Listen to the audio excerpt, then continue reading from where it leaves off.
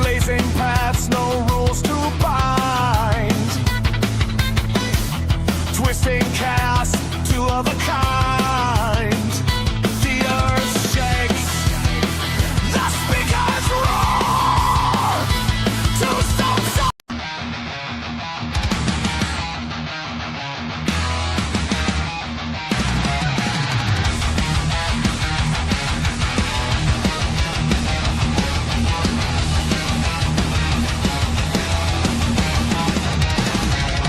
Flames ignite, the air is thick.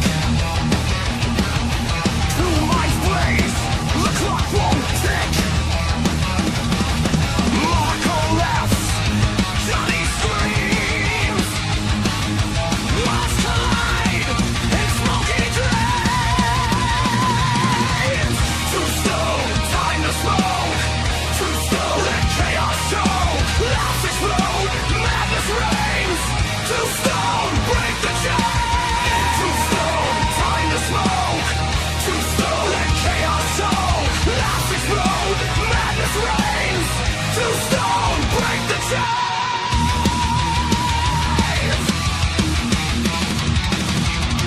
Rolling clouds, the sky turns black. Jokes hit hard, no turning back. Lungs on fire, brains unwind. Too stone.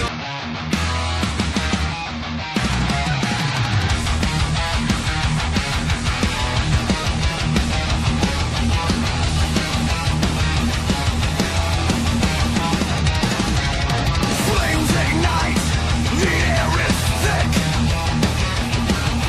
Two minds blaze, the clock won't tick. Marco laughs, Johnny screams. Must collide in smoky dreams. Too slow, time to smoke. Too slow, let chaos show. Laughs explode, madness reigns. Too slow, break the chain. Too slow, time to smoke. Too slow, let chaos show. Laughs explode, madness reigns. Too slow, break the chain.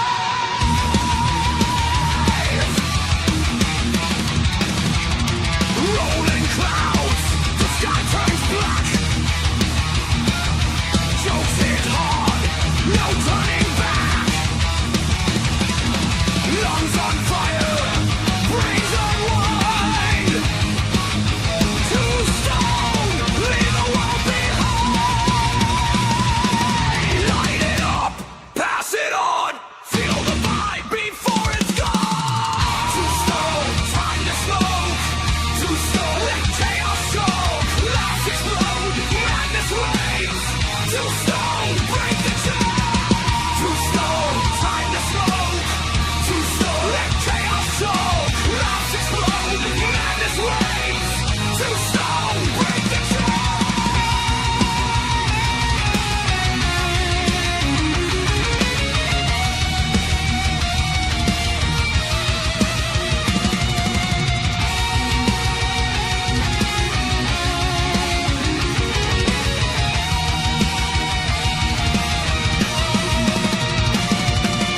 Ashes fall like birds.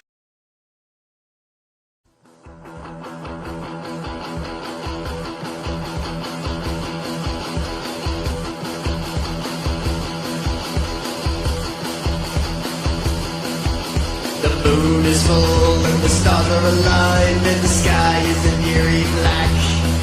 It's the night of the biggest vampire on the hunt, on the attack. He spreads his wings as he takes to the air like smoke from a roaring fire, salivating for a little slice of that sweet carnal desire.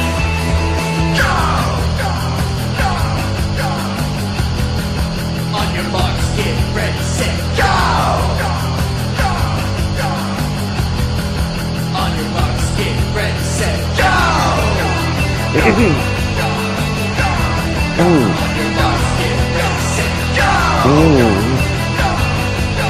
Do it, Daddy. Oh, the mic's on. Shit. Get ready, set, go!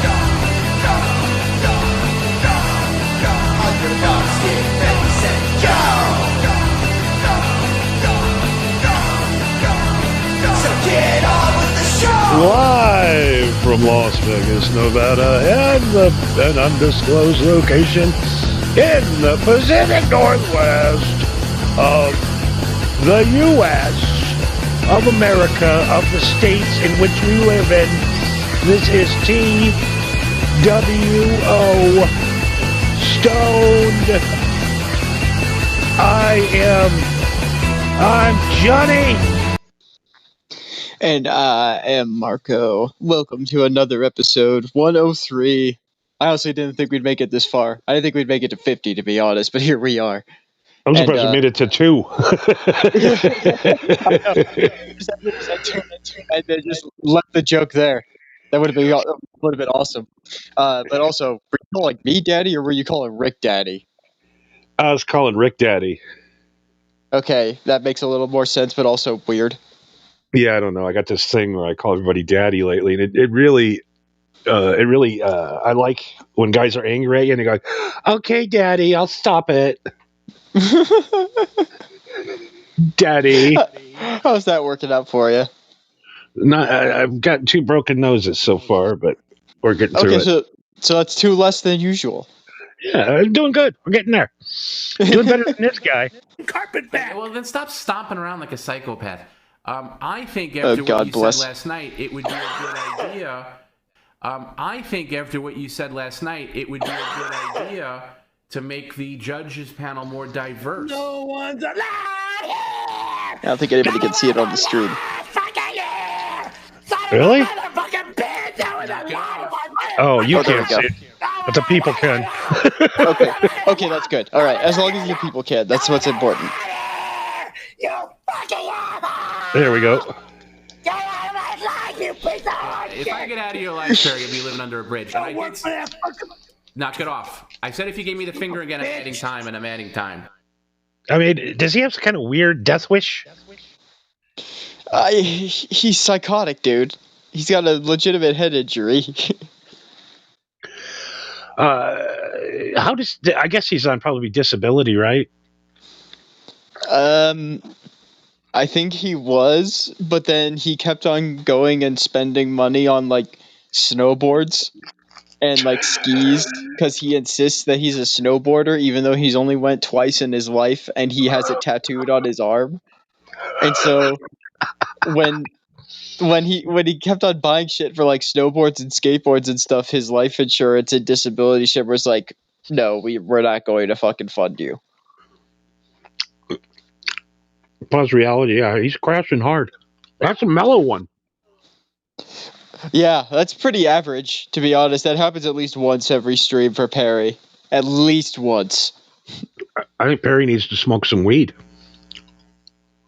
People have tried to get him to, and he's pretty adamant about not doing any drugs or drinking whatsoever. He is very adamant about not smoking cigarettes. He's very much sober.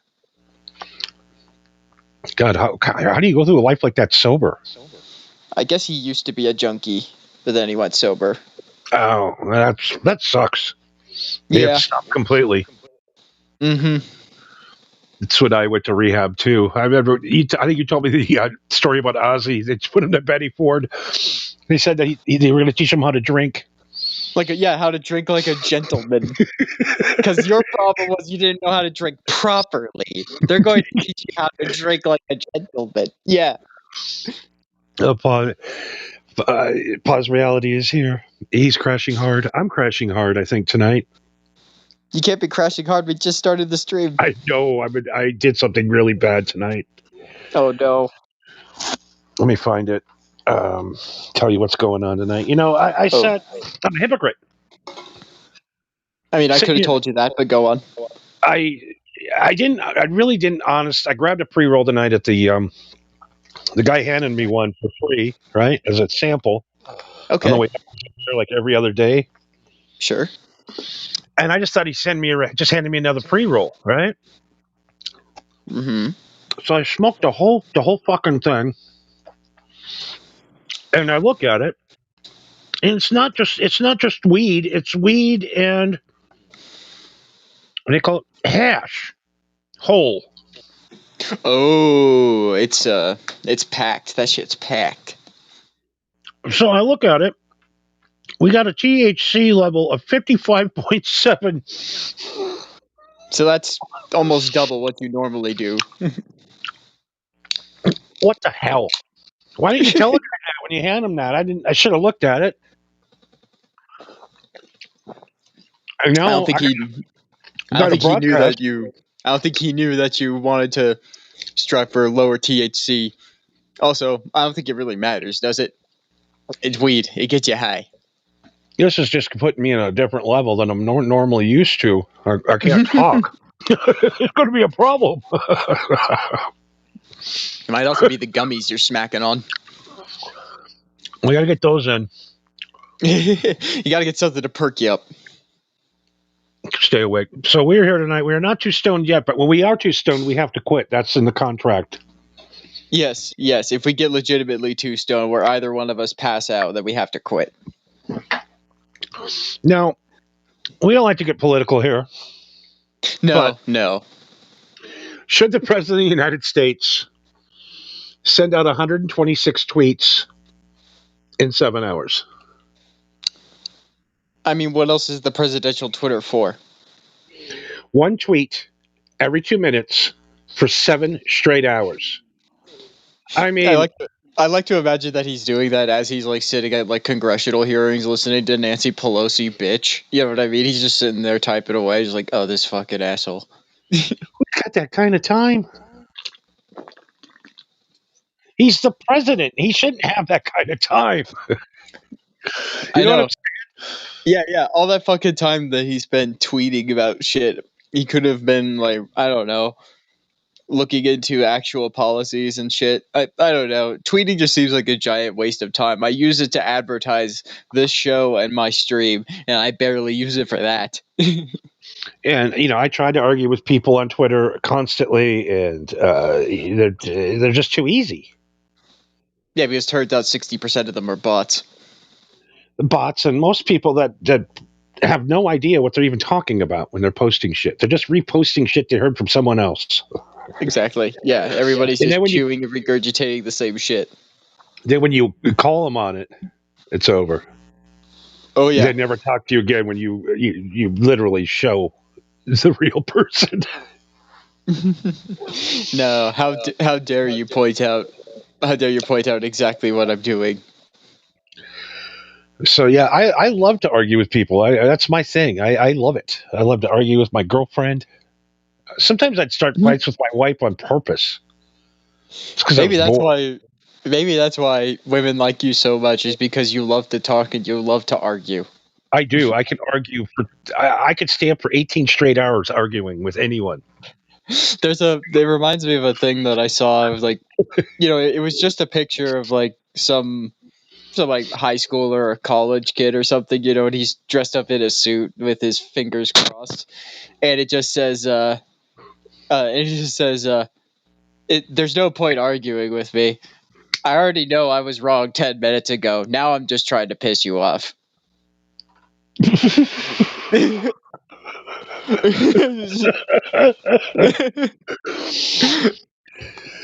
It's so true. See, and I'm a kind of an odd guy too. That like if somebody says something and I'm wrong, I'll go. You know what? I'm wrong. Very rare. Same. If I'm presented with actual evidence or a different perspective or a different point of view, I consider it and I go like, okay, you know what? I was fucking wrong. I have no explanation. Yeah, I mean, I've done a couple of shows with Nas. Mm-hmm. And he's sober and he's kind of smart. And I'll come up with my theories. He goes, no, it's not. And I'm like, well, tell me why it's not. And I'm like, oh, all right. Well, yeah, I am wrong. Okay. Well, if you think about it and you actually analyze it with a sober mind, then yes, I guess the theory is stupid. But I've got an argument with people that I've clearly won within 30 seconds of the argument, but they will never admit to losing. No, no matter what. They'll go home knowing. They'll even tell their partner, like, yeah, I fucked up, but I was going to let that son of a bitch outdo me. We have Pause Reality. Argue with them. There is not a hologram. You will lose. reality is not a hologram. How is that an argument? I think it is a hologram. I think a lot of the shit you see isn't real. Oh, you're one of those people who thinks that we are in a simulation like the Matrix. Explain to me a mattress store. Explain to me the mattress stores. What? Have you ever seen anybody in a mattress store? Ever? Parked in the parking lot? Parked in the parking lot? No. But I haven't worked at a mattress store, but I've worked with mattress stores when I was a carpet cleaner. We used to clean mattresses. Yeah, but like there's no customers there. Like I've never seen a customer buying a mattress. But yet there's mattresses. There's 6,000 discount mattress stores in Las Vegas. Maybe they deal with the hotels or something. I don't know. But like, I bet you that's what it is. There's a lot of businesses I don't see anybody ever going into. And it's like, is that a hologram just to fill up space? Like, yeah, you need a bed, but you buy a bed, once every 20 years? Everybody needs beds, man. Same thing with like being a barber is like, really cutting people's hair. Everybody needs their hair cut until they don't. And that's fucking decades from now, you know? Exactly. Sorry, typos. Okay. The problem is Nas's name is blending into Grimace's face on the screen. Yeah, that is a little tricky. It blends into that white shading there. I don't think I'm supposed to be doing that anyways. Let me get that off of there. I don't want to get in trouble. I already got in trouble last week again. Oh, God. What do we do now? I don't know. Over 21 again. We played Nas's song at the end. No copyright strike. We play at the beginning. Copyright strike. Does that make any sense? Maybe the algorithm just gives up after a while. Like, all right, I didn't hear anything in 2 hours. We're just going to give up. We cracked the code until they figured out how we cracked the code. Then we're screwed again. Oh, my God. Do we have any good backgrounds? Here, we got 6,000 of them. Not one of them's good. Don't you have a GIF or something? No, I got... I'm just looking at them, and there's so many of them. There we go. Here's some good ones. This is really interesting for the people listening. I'm sorry out there, people. Yes, yeah, real behind baseball here, behind the scenes. The show was derailed by Johnny Cush looking for a background. Among other things. Because he can't read. Don't act like this is the first time we haven't been derailed. All right. Well, we're going as pups. There we go. All right. Everybody loves dogs. Who doesn't love a dog? Well, you, apparently. I don't like dogs. I don't. I'm not a dog lover. And people say, why not? You know? Well, what about dogs that aren't equal to your weight? You know? Like, what about tiny dogs? If you had like a dog that doesn't bark, you know, and one of the mute dogs, I wouldn't mind that. Still the barking. The barking the barking and the whining is important. It's how they communicate with you because they can't speak. Yeah, so if I could get maybe a deaf mute dog, maybe. Just show up to the shelter. Is like, what's the most fucked up dog you've got? Okay, what's like the 5th most fucked up? Yeah, I like to go to the shelter in the afternoon because I dislike of dogs so much, and I like to go up and go, "Are you a good boy? Are you going to come up with me today?" And they come up, they're all pat, and they're all happy, and I go, "Not today, asshole." Oh, that's mean. That's mean. I would be the most hated guy on the internet if I did those videos. They would literally want to murder me. Shit, dude, even if you did that AI generated and posted that shit, people would still want you dead. Jesus Christ, people are so sensitive when it comes to their pups. It's a joke, people. I'm joking. I would never do that. I like pups. I don't think they would even let you in if you did that. They would throw me up for having a lifetime ban. Yeah, they wouldn't let you in. They'd call every other store. They don't let this guy in. He's an asshole. He traumatizes the dogs.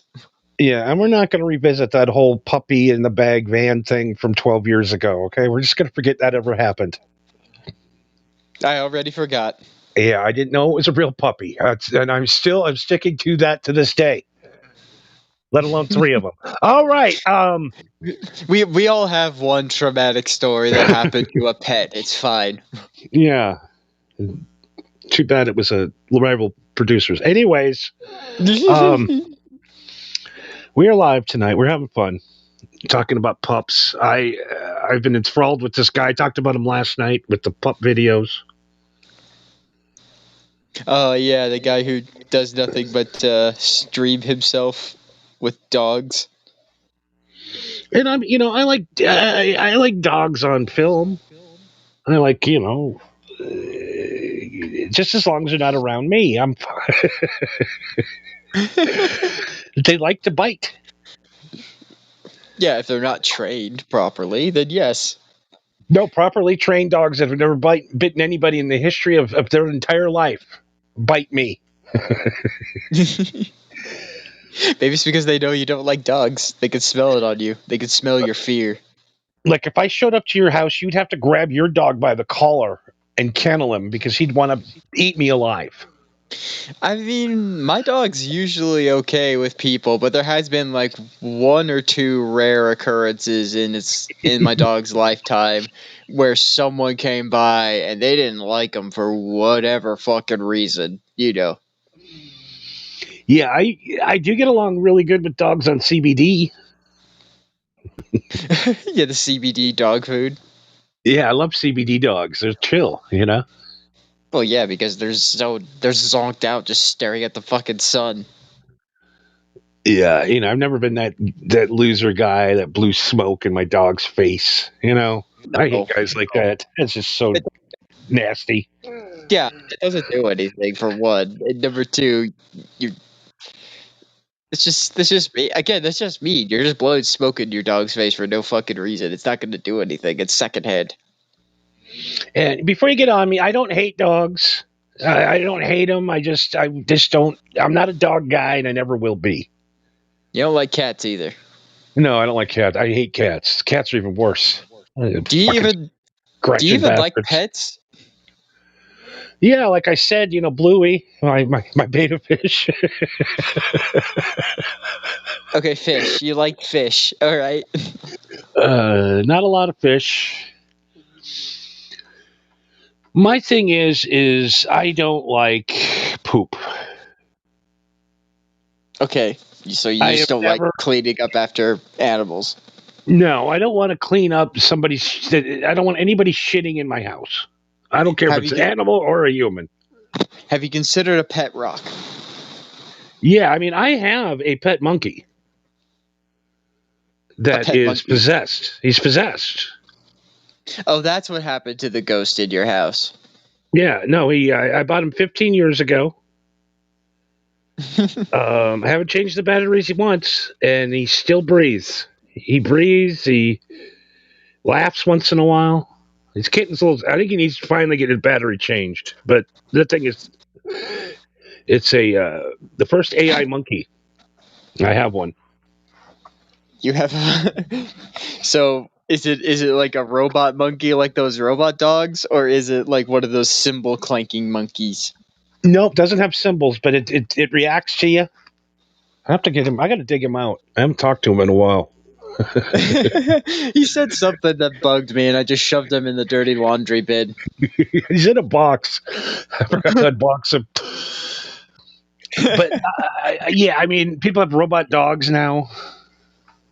Yeah, they got robot dogs like roaming campuses on colleges and shit. Yeah, yeah. I never want to be that guy walking down the street with a shit bag in my hand. All my neighbors see it every day, up and down the street. Dog shits. They got to put their hand in with the bag, and they wrap up the poop. It's just I can't do it. I get nauseous. I mean, hey, to each their own, and that's fair. And fish fish are okay with that because they pretty much just swim in their own shit. You just got to filter it. That's easy. Well, you got it easy though. Your dog just runs in the goddamn woods. You're not out raking shit up all day in your backyard.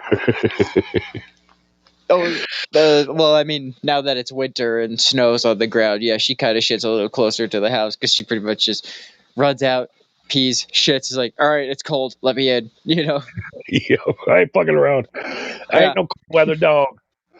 Yeah, I mean, when the sun's out, yeah, she doesn't mind it, but yeah, once it's dark and it gets real fucking cold, then yeah, she's like, all right, that's it, let me in, I'm done. Yeah, so yeah, suburban dog dad, not gonna happen for me ever.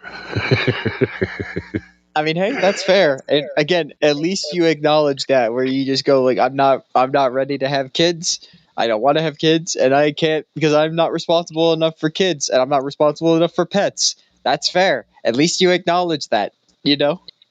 Now, if a woman said, yes, I want to have a baby with you, and I'm going to put in writing you never have to change a diaper, I might think about it. A contract. I want a contract with a lawyer and witnesses. A no poop contract. A no poop contract.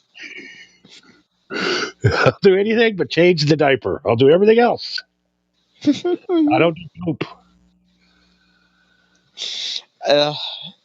Yeah, that's hazardous material for you, it seems. Yeah, that I don't put my tongue in places it shouldn't go either. I'll just leave it at that. I ain't ever doing that either. Yeah, I will say there That's has gross. been some of my friends who just become, after they became parents, they've just become so nonchalant with their baby like puking on them or something like that. They're just like, oh, whatever. Yeah, that little bastard. Guess I gotta go feed him again. Yeah. Yeah, I don't know. I've never met a happy parent. Said, yeah, that was a great idea. Great idea having all these kids. I have met a few happy parents, but yeah, I've also met not so happy parents. Yeah, like mine. That was a goddamn mistake that no one wanted. Goddamn and yet mistake. here you are. I know, annoying people constantly. God, it was God's mistake, and so I'm making it everybody's problem. God, you couldn't pull out, huh? Yeah.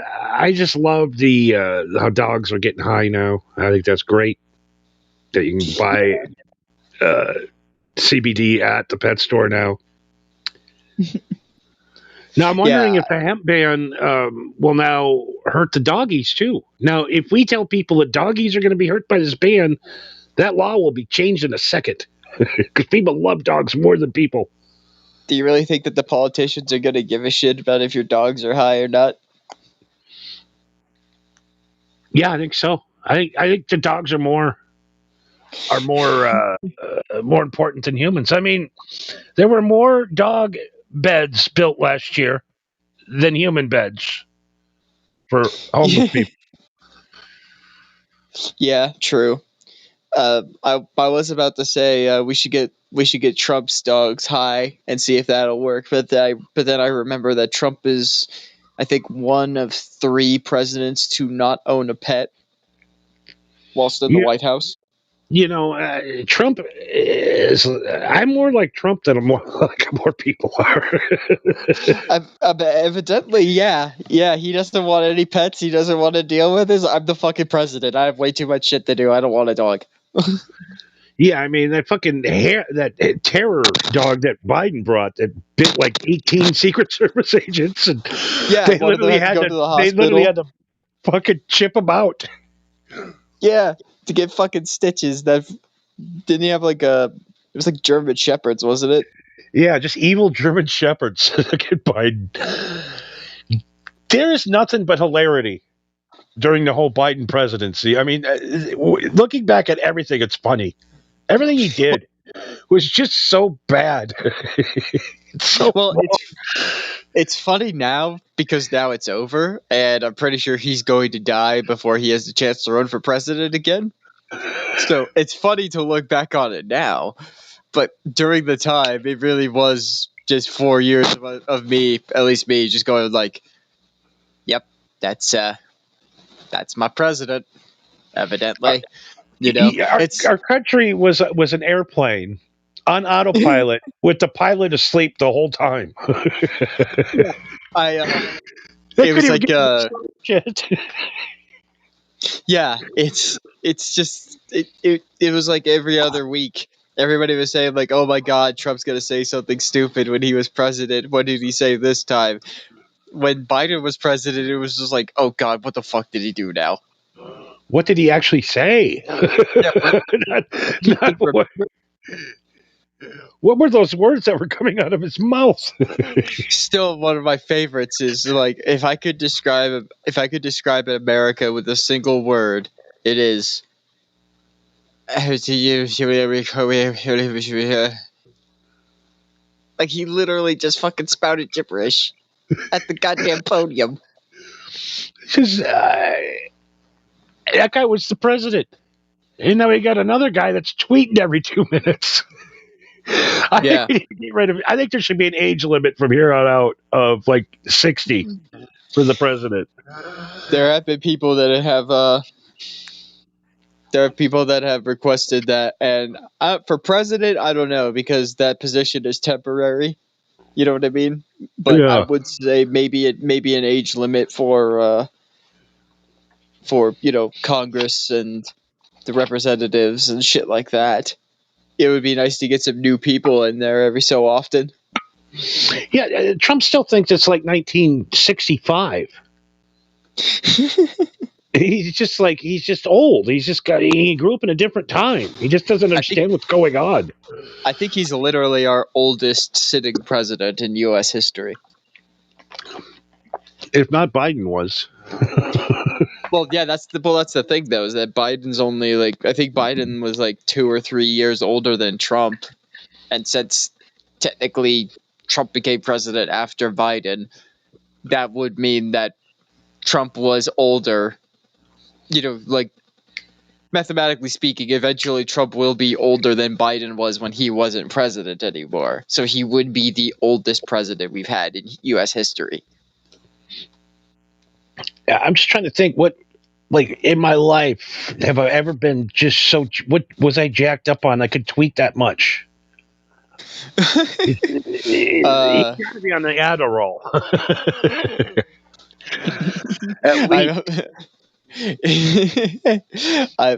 No, he's been hoarding the Tylenol for himself. He's making himself autistic because he heard it turns you into Rain Man. Look at making that fake lean. yeah, the fake lean. He's sprinkling it in there like it's sugar.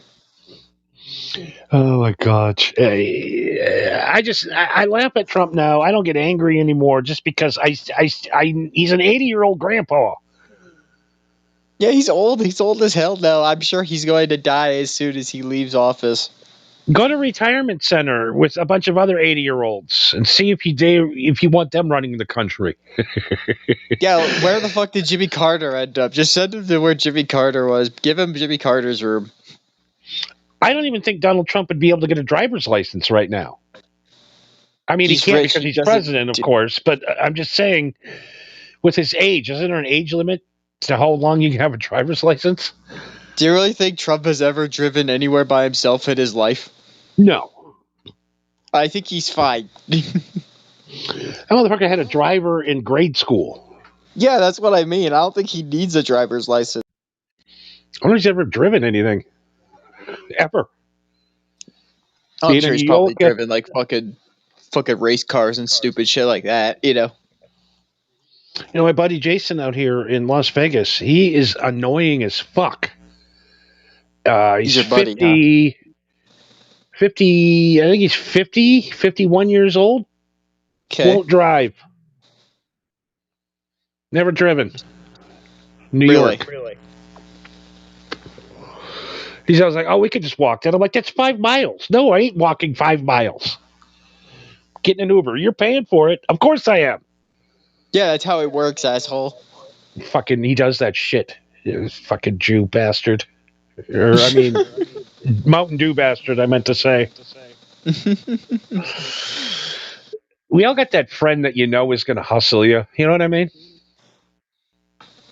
Well, it's not that it's not they're trying to hustle you. They're just trying to save money for themselves, but they're trying to drag you down with them. It's just like, I don't fucking care, dude. You know, one of these days I'm going to call his bluffs. Start walking with him.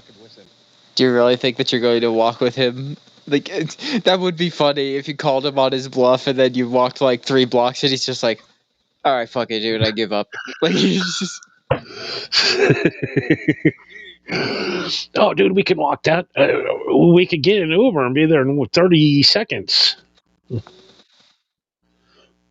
Well, I'm from New York. Well, great. I hate people that brag where they're from. Yeah, don't you have cabs in New York? The worst guys are the guys from Texas. Like that's like you're special from being from Texas. It is kind of its own thing, man. I don't know if you've ever been, but yeah, I've been to Texas quite a few times, and that place could suck my dick. It's kind of its own thing, to be honest.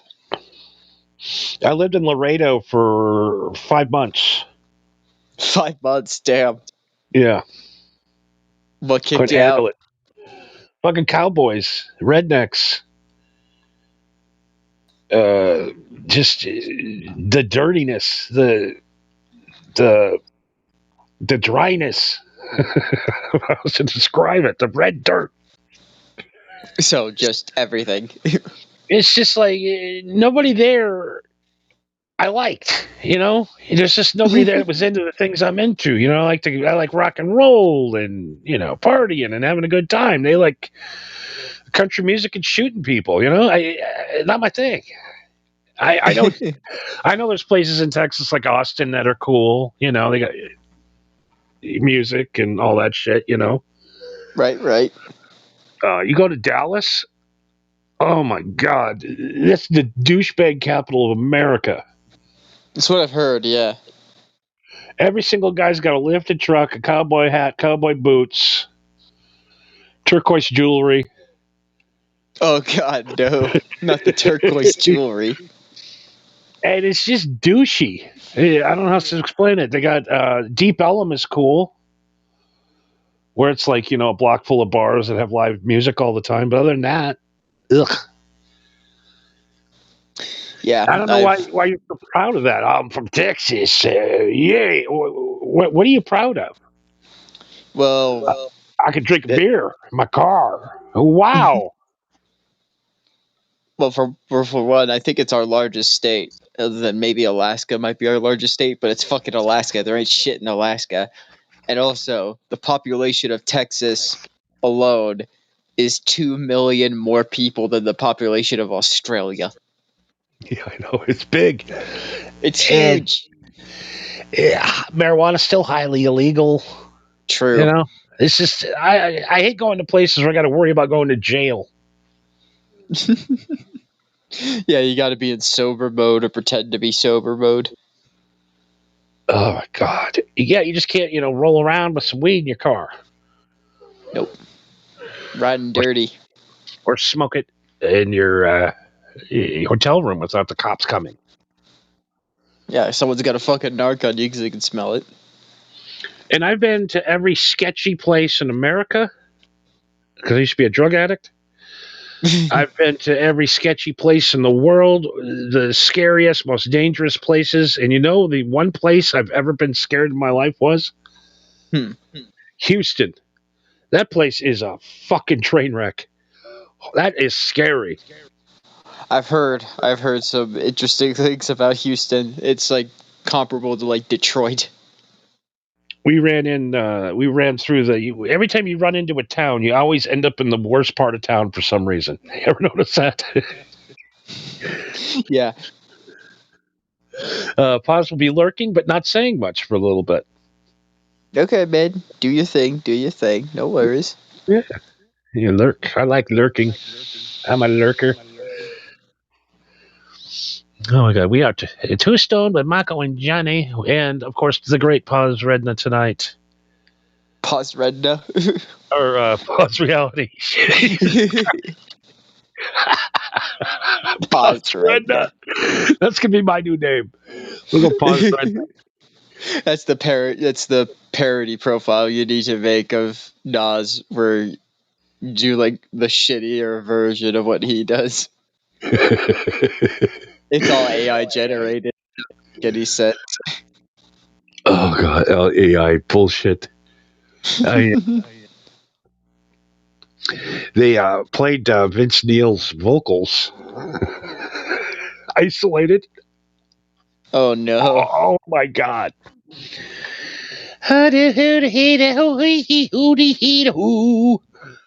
Yeah. Oh my god.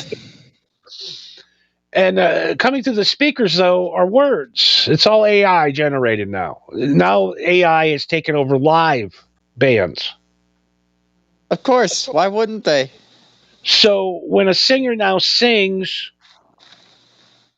he's singing, but then the AI fixes the voice with the rest of the music. That's not cool. I can go sing now. Yeah, there's literally an app you could download on your phone that does that for you. That's insane. Yeah, I've seen people do it before, where all it does is just take like a sample of you just singing anything, and then you type in the lyrics you want it to sing, and then you could hear your voice singing the song. Yeah, I don't. It's not right, Marco. It's over. I know, man. And I'm like, well, then if they're doing AI with Vince's voice, well, why don't they just make it? Why don't they just have him lip sync it then? What's the difference? Because they're eventually going to combine AI with holograms, but unfortunately, hologram is just a gimmick at this point. Yeah, I already saw the Dio hologram. We talked about that. Horrible. Yeah. I mean, I will say that it was a cool idea in concept, but yeah, it was kind of lacking.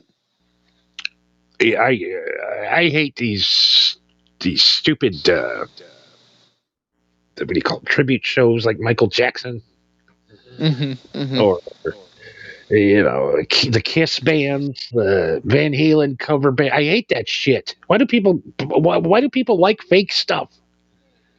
Because they're too poor to go see the real thing. That is true. You can go see the AC/DC tribute band for $8. Yes, exactly. Or and it's not that for $800.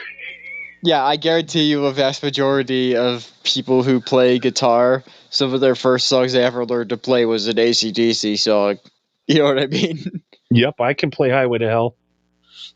Yeah, exactly. AC/DC is just a fun time. It's actually really fun to play guitar. The solos are tricky as fuck, but yeah, he's a lot better than you think he is. I'm not sure if it's any real technique or anything. I think it's just him just fucking around. You know what I mean? Like, I don't think there's any rhyme or reason to the solos. I think he's just making noise. Oh, I remember one time he asked me, like, why don't you play like Yngwie Malmsteen or Eddie Van Halen? And then he picks up the guitar and he starts doing these sweeps. Angus Young. Mm-hmm. Like playing shredder shit. He's like, oh, like this? He goes, yeah, it's boring as shit. I learned how to do that years ago. I'm bored with it. I was like, holy shit. That guy can literally play 9 million times better than he's showing. How many times has that happened in fucking music, though? Where there's some of these, like, amazingly talented musicians that are just lumped into a band that no one's ever heard of, or a band that's really popular but doesn't need someone of that caliber or skill. You know what I mean? Exactly. Yeah, I know a lot of guys that are more talented than the gig they're in, and it's just sad watching them. I know. One that blew my fucking mind was a fucking Alice Cooper's drummer. Like, if you ever seen that dude do a drum solo, he's actually fucking insane on the drums. He's amazing on the drums. But every time I see him play with Alice Cooper, I'm always just like, why? Why are you with Alice Cooper? He's probably paying you. That's probably the answer. But he doesn't need you. No, I don't know why I don't like Alice Cooper. I should like him. He's all right. I've been to a couple of concerts and I'm like, I don't get it. I don't know. I've seen Marilyn Manson. I guess ruined it for me, maybe because it's the same show. Yeah, but Manson's more new metal-ish, I guess. Yeah, I just was never a big Alice Cooper fan. Yeah. Poison. Yeah, I mean, I just passingly liked him. Like, I like some of his songs, but not enough for me to say like walking around with Alice Cooper t-shirt and go see him in concert. You know what I mean? Yeah, he's still selling tickets somehow. His guitar player is one of the hottest chicks I've ever seen. I thought for sure that Alice Cooper was gonna die before Ozzy did. Look at Alice Cooper. He's what, 83? Something like that, yeah. He's out doing 200 dates a year still. It's crazy. Fuck. I mean, I'm 38 and I'm having a tough time just getting the motivation to go to 7-Eleven to get a hot dog. You know what I mean? It's like, do I really want it? I'd have to get up and walk. well, how many times has that happened when a musician has just become a rock star ever since they were a teenager, and then they turn 50 and they're like, all right, I guess it's time to retire and do nothing? Time to go back on tour. You know what I mean? Yeah, we better. That farewell tour was a bad idea. Yeah, that farewell tour, I wasn't happy with it. In matter of fact, we need to make another album. Slayer is the best. No, we will never play again. Oh, come on. Ozzy's the worst at that, though. He's fucking retired, like, what, 5 times? Yeah, I think No More Tours, I think, was 1998. Yeah, and then it was followed by No More Tours 2. The best is The Who. They did their farewell tour in 1981 because they were going to turn 40. Jesus Christ. I mean, you had to call it at some point, right? But then didn't they come back to do the fucking Super Bowl halftime show at some point? They're out on tour this year? Fuck. The singer's 86 years old. Who's going to see The Who? I'm pretty sure all of their fans are dead or in a home. Well, they got all excited because they did that, yeah, on, what was that, CSI? It brought them back to life. The Who? just because they used that soundbite from that Who song? You think that's what did it? Are you Who? I fucking hate that song. There's no reason why that song needs to be over 6 minutes. Yeah, they just fired their drummer, Ringo Starr's son. After he's been in the band for 30 years. I don't know. The singer turned around and said, "Get the fuck off the stage. Done with you." Damn. I don't know. Singers, old guys and bands are crazy. Just you wait until my daddy hears about this. But why do they need to be? I guess staying at home sucks. There's nothing to do at home when you're retired. Right? Unless you're married. I'm pretty sure Tom Araya from Slayer was sitting there and says, "Oh, I'm going to spend this quality time with my wife and my grandkids." And then you stay home and you realize that your wife and grandkids hate you. Yeah, that you want there in the first place. Yeah, you spent most of their life growing up being on tour and being away from them. And you just be like, yeah, I want to be your dad now. It's like, you're practically a fucking stranger to me. I mean, it's got to be weird, too, to wake up in the morning and not have catered food waiting for you 12 feet on the other side of the bus every morning, 3 times a day. But to have someone constantly telling you where to go and what your schedule is and, when's the fucking sound check, where's your shit, like, when's... Just that hustle and bustle of fucking touring. Like I've only performed at like local shows on a local level before, and that shit is like the amount of setup for that shit alone is mind-boggling to me. It's like, why does it take this many people? Yeah, I mean, I grew up with friends that played in like low rent cover bands and stuff over the years, and hey, you want to come run lights? I'm like, I guess. sit and watch Yeah. Lynyrd Skynyrd for all night again for free drinks, I guess. Sure, But around spotlights. Why not? the amount of work that went into a shitty, crappy show in a shitty neighborhood bar, it blew my mind. Yeah, it's a lot of fucking work, man. They don't run into as much as anymore, but they're like, you got 220 power for our lighting rig? And they're like, no. Well, shit, we gotta go get a generator. Mm-hmm. Dude, you're playing in front of 8 drunk women. Throw a couple flashlights on stage. Give up on the lights. The You PA really keeps think the tripping a breaker. The breakers keep tripping. You're like, Jesus Christ. Do you really need the lights? Does that really improve your show? Exactly. Do you really need 2 subs? And it's a 100-person capacity bar. You're not playing a stadium. Yeah, I don't know. I guess that's part of it. Every week, those guys would get there 4 hours early, set up the lights, the PA, all the gear, and then they'd play till 2 in the morning. And then they'd spend another 2 hours breaking it all down, putting it in a truck. Mm-hmm. And at 3 in the morning, you have to drive it all the way to some guy's house and unload it because someone will steal it if you don't. Yep. So you start your day at 2 o'clock in the afternoon. You get home at 6 o'clock in the morning. I go, well, you guys made a lot of money, right? And the guy's like, well, $80 a piece. Dude, that's 12 hours of work. Yeah, it really isn't fucking Less worth than it. $7 an hour to play in a rock band. That's what you get paid. $7 an hour. And free drinks. Ooh, free drink tickets. 2 of them. Yeah. 2 of them? Man, this is awesome. If you get lucky, if you guys do good and you draw a crowd, we might give you some chicken fingers. Ooh, that might be just enough. I'm starving. Hopefully I don't pass out. Yeah, I don't know. There's no reason to be a rock and roll guy anymore. The Beatles' dream is come and gone. Yeah, it's all being taken over by AI now.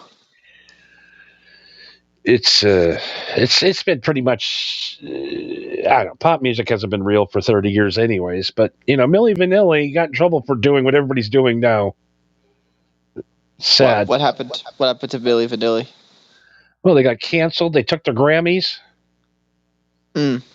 Lost their record deals. One of the guys, he was so sad he killed himself. Jesus. Yeah, so I think just Vanilli is left. Millie is R.I.P. Manilli. Or Vanilli. Baby. Is they going to release a memorial album where it's all of their hits, but Millie's part is like just silent? I think they did. The guy's out touring with the Millie or Vanilli piped in. Really? Yeah. Maybe we should do a hologram. Milli Vanilli hologram. Yeah, because definitely people will pay money to see that in 2025, almost 2026, right? God, Jesus Christ, how long can a song last? Well, they had 2 of them. What was the other one? Baby, Don't Forget My Number, and fuck, I don't know. There was another one.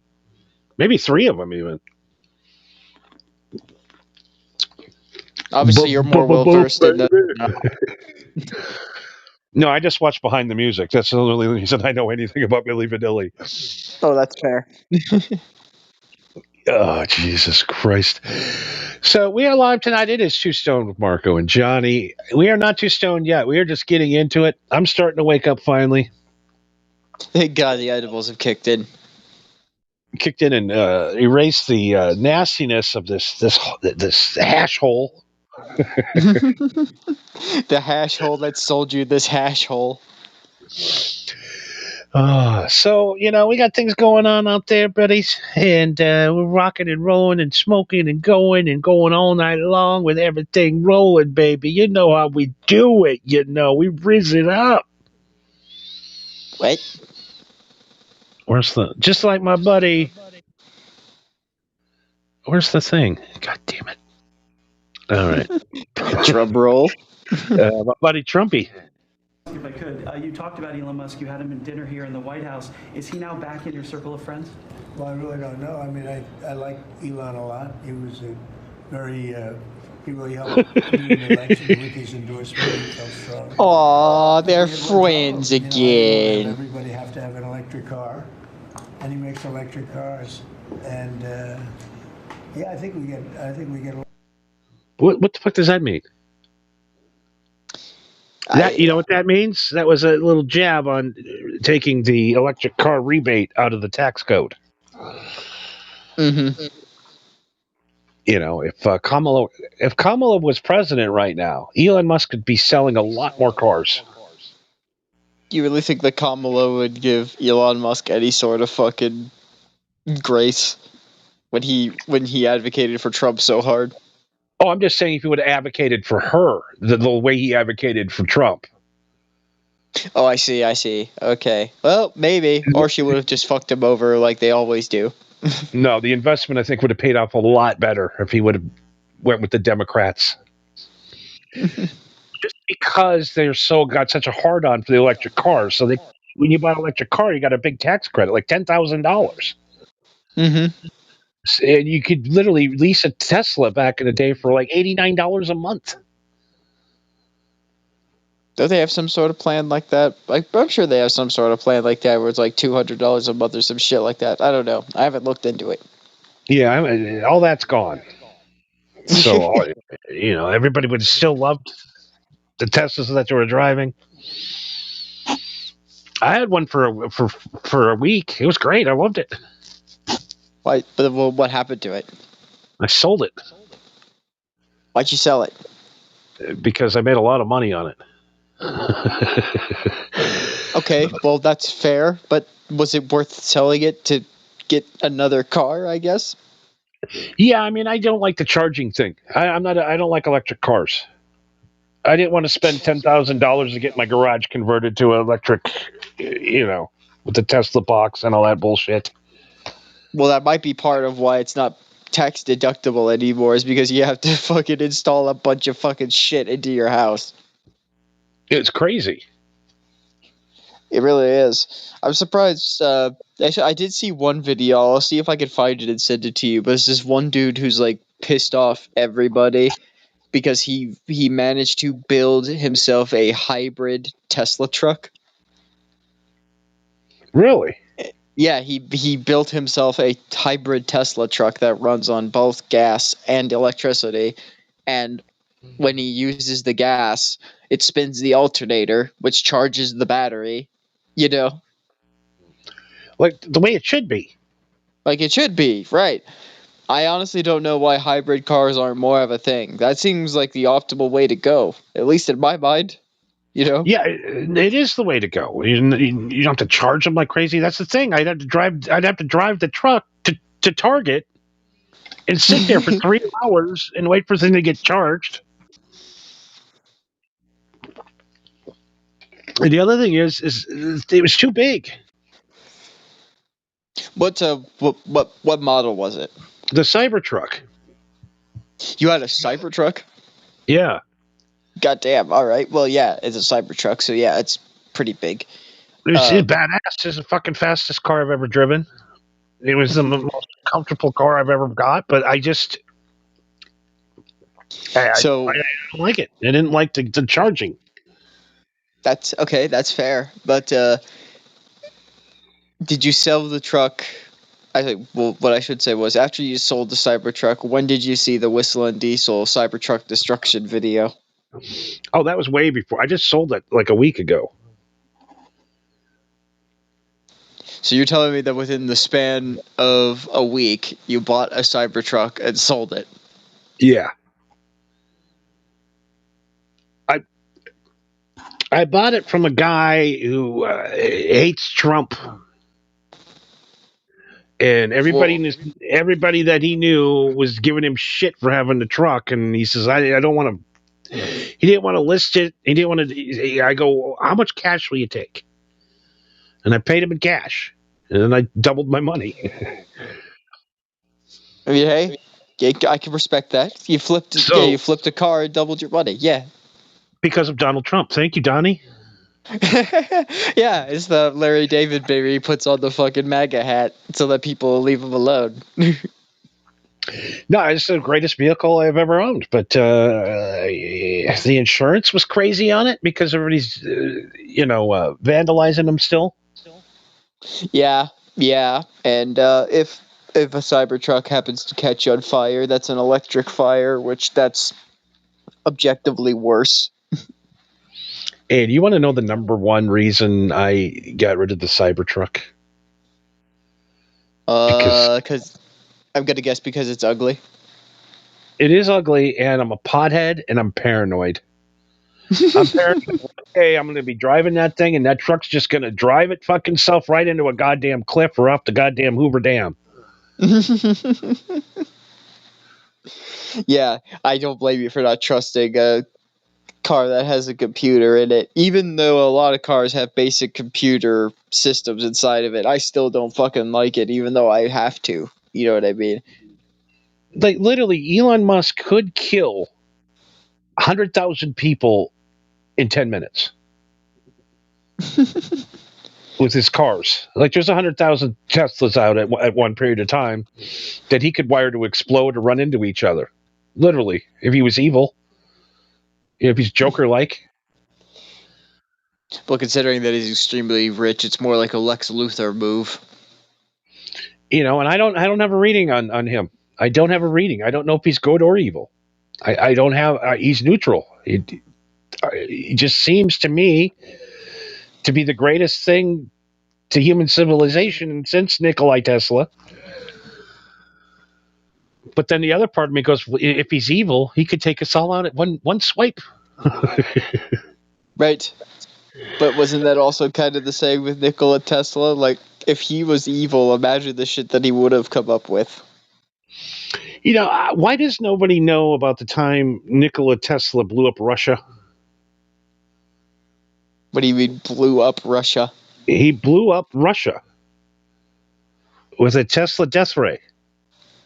No, he didn't blow up Russia. He claimed the story goes that he invented a death ray that was so powerful that it could blow up Russia, and he sent the blueprints on how to complete it to 3 different countries, the superpowers at the time, so that if they wanted to build it, they would have to collaborate together in order to build it.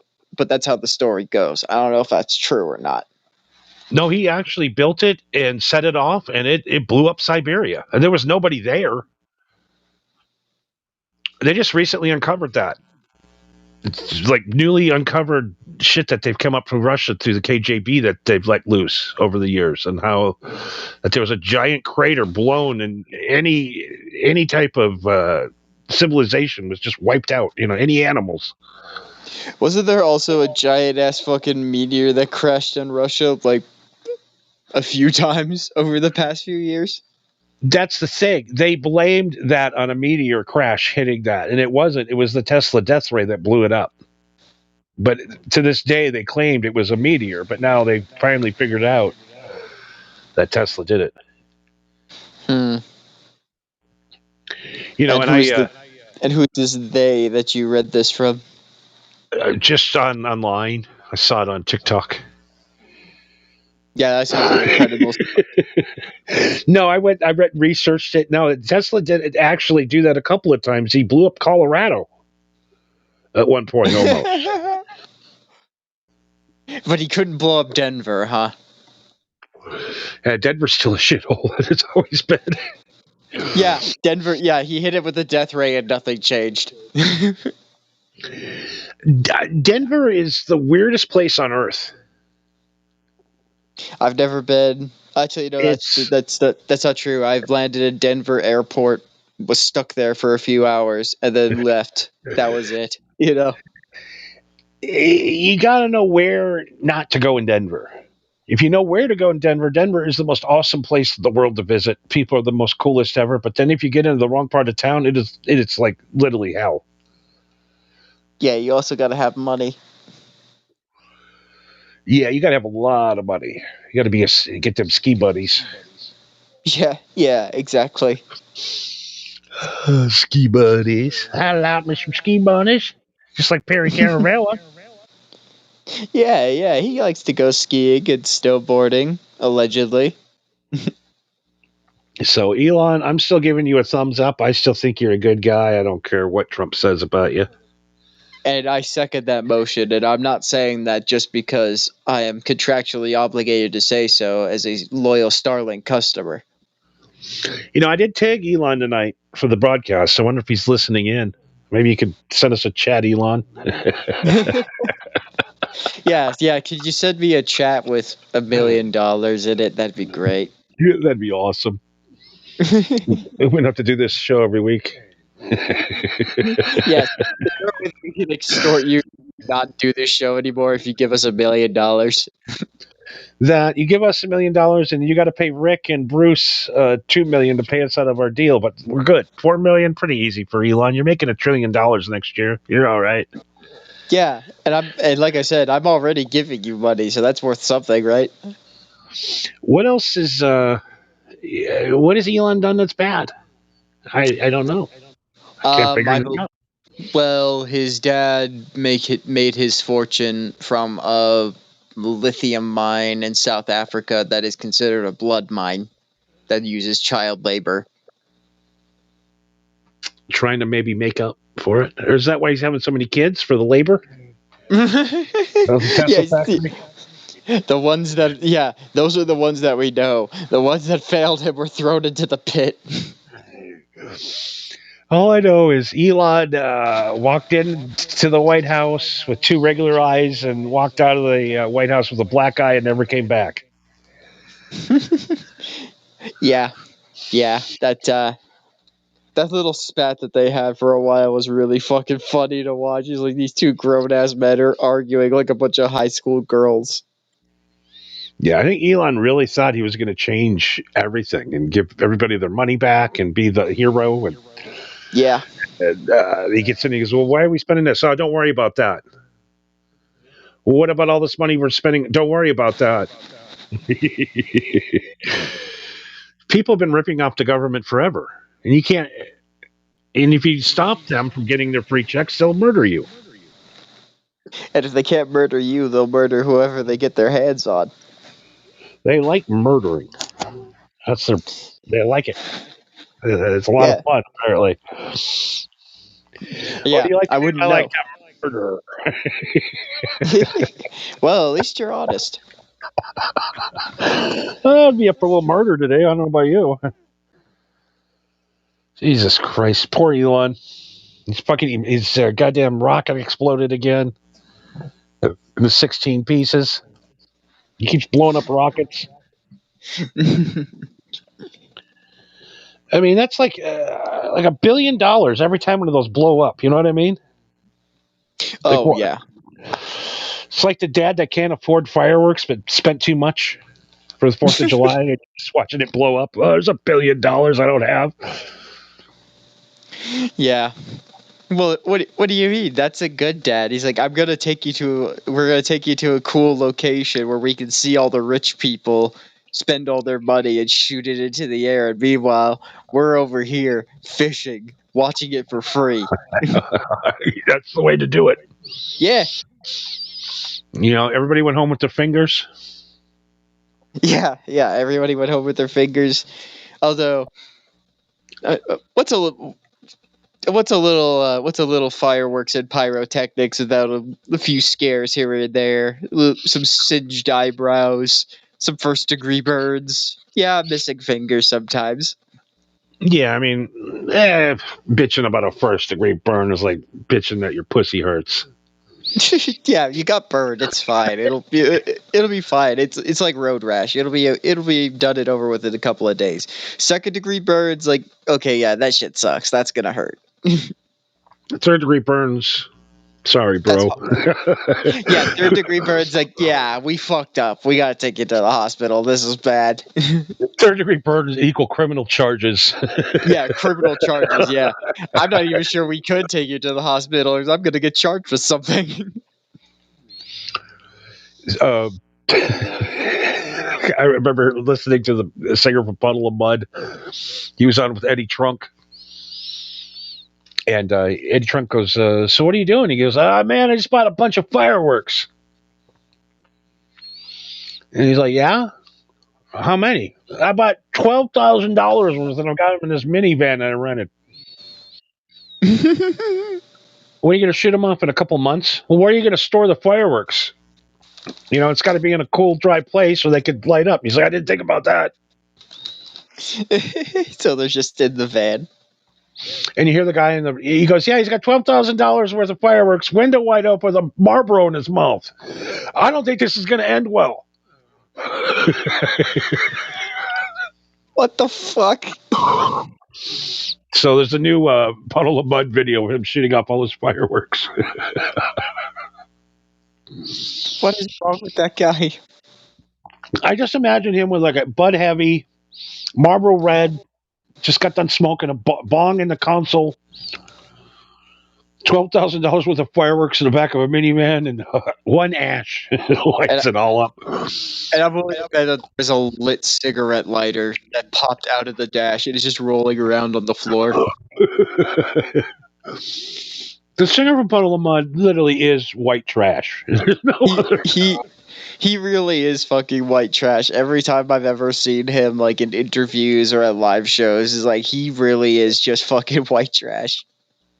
They ask him, what's wrong with your latest charges here? You got arrested for domestic abuse. He goes, man, from here on I just got to walk away, bro. And he never does. I got to stop dating strippers and I got to walk away. And he never does. No, why would you? No, you've been doing this for fucking 30 years. Yeah, let's all get sober and be nice. You know, all of us. I mean, I don't care who you are, who you run with. Always, there's a badass in the group. Oh, it's Michael! You hear me? You won't make it! Michael! Oh, Jebediah's lost his mind. That was the best ever. Holy shit. I love the Amish. They're the best. Oh, yeah. The Amish have it right, man. No fucking internet, no TV, no cell phones. You just live a simple life in a community where you have to worry about each other, and that is it. Yeah, I remember when they had that horrible TV show, The Amish Mafia. Oh, like God, TV. Please, can we just pretend that show never existed? I'd rather not talk about it. Not one of it was real. No, of course not. That shit was fake as fuck. It's just fucking. Oh my God. Yeah, you know, the one Amish guy, he drives a Cadillac for some reason. Yeah, because you had to make compromises when you're in charge of the Amish mafia, I guess. God, that shit was so fucking stupid. I thought that fucking, what was that duck hunting or that fucking that family that makes the duck calls, what was that fucking show called? Yeah, like I thought that Yeah. I thought that shit was fucking lame as hell. And then they made that Amish Mafia. I watched one episode and I was like, if this gets a season 2, I'm just accepting that everyone's just stupid at this point. No one will ever believe that this show is real. And it didn't last long, thankfully. You know, that was pre-doom scrolling. I miss pre-doom scrolling, like on a Saturday afternoon, and there's nothing on TV, and A&E has the Amish Mafia show. You watch the whole thing. What do you mean? Back in the day, our doom scrolling was watching Fox News and watching live footage of what was going on in the Middle East. That's true. It's just there was no Amish Mafia. The lizard lick towing, all of that shit was all fake. Everything on True TV was fake. Nothing was true. Wasn't that on the History Channel? Or wasn't it in the History Channel? Yeah, the History Channel is either Hitler or fat people, I guess. I don't know. Yeah, the History Channel used to be cool, but then somewhere down the line it just got real fucking wacky. Oh my God, not as wacky as these guys you sent me over today that try. Where were they escaping from, dressed up as sheep? I'm not sure where it said they were escaping from, but they were trying to escape into Spain, disguised as sheep. It's crazy. So I'm guessing probably like Portugal or France. This is my recreation.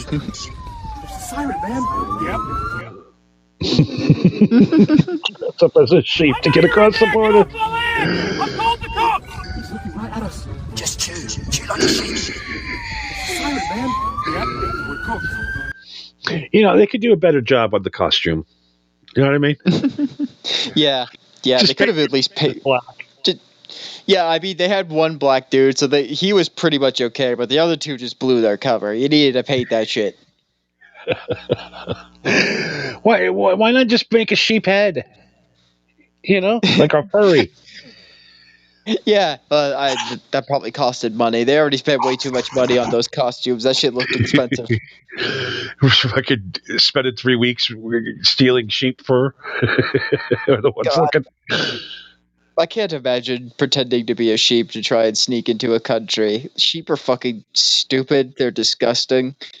Like, no, having to deal with farm animals is fucking gross. Yeah, I told you about the great goat disaster I had on my island back in the day. Yes, yes, you did. Goats, sheep.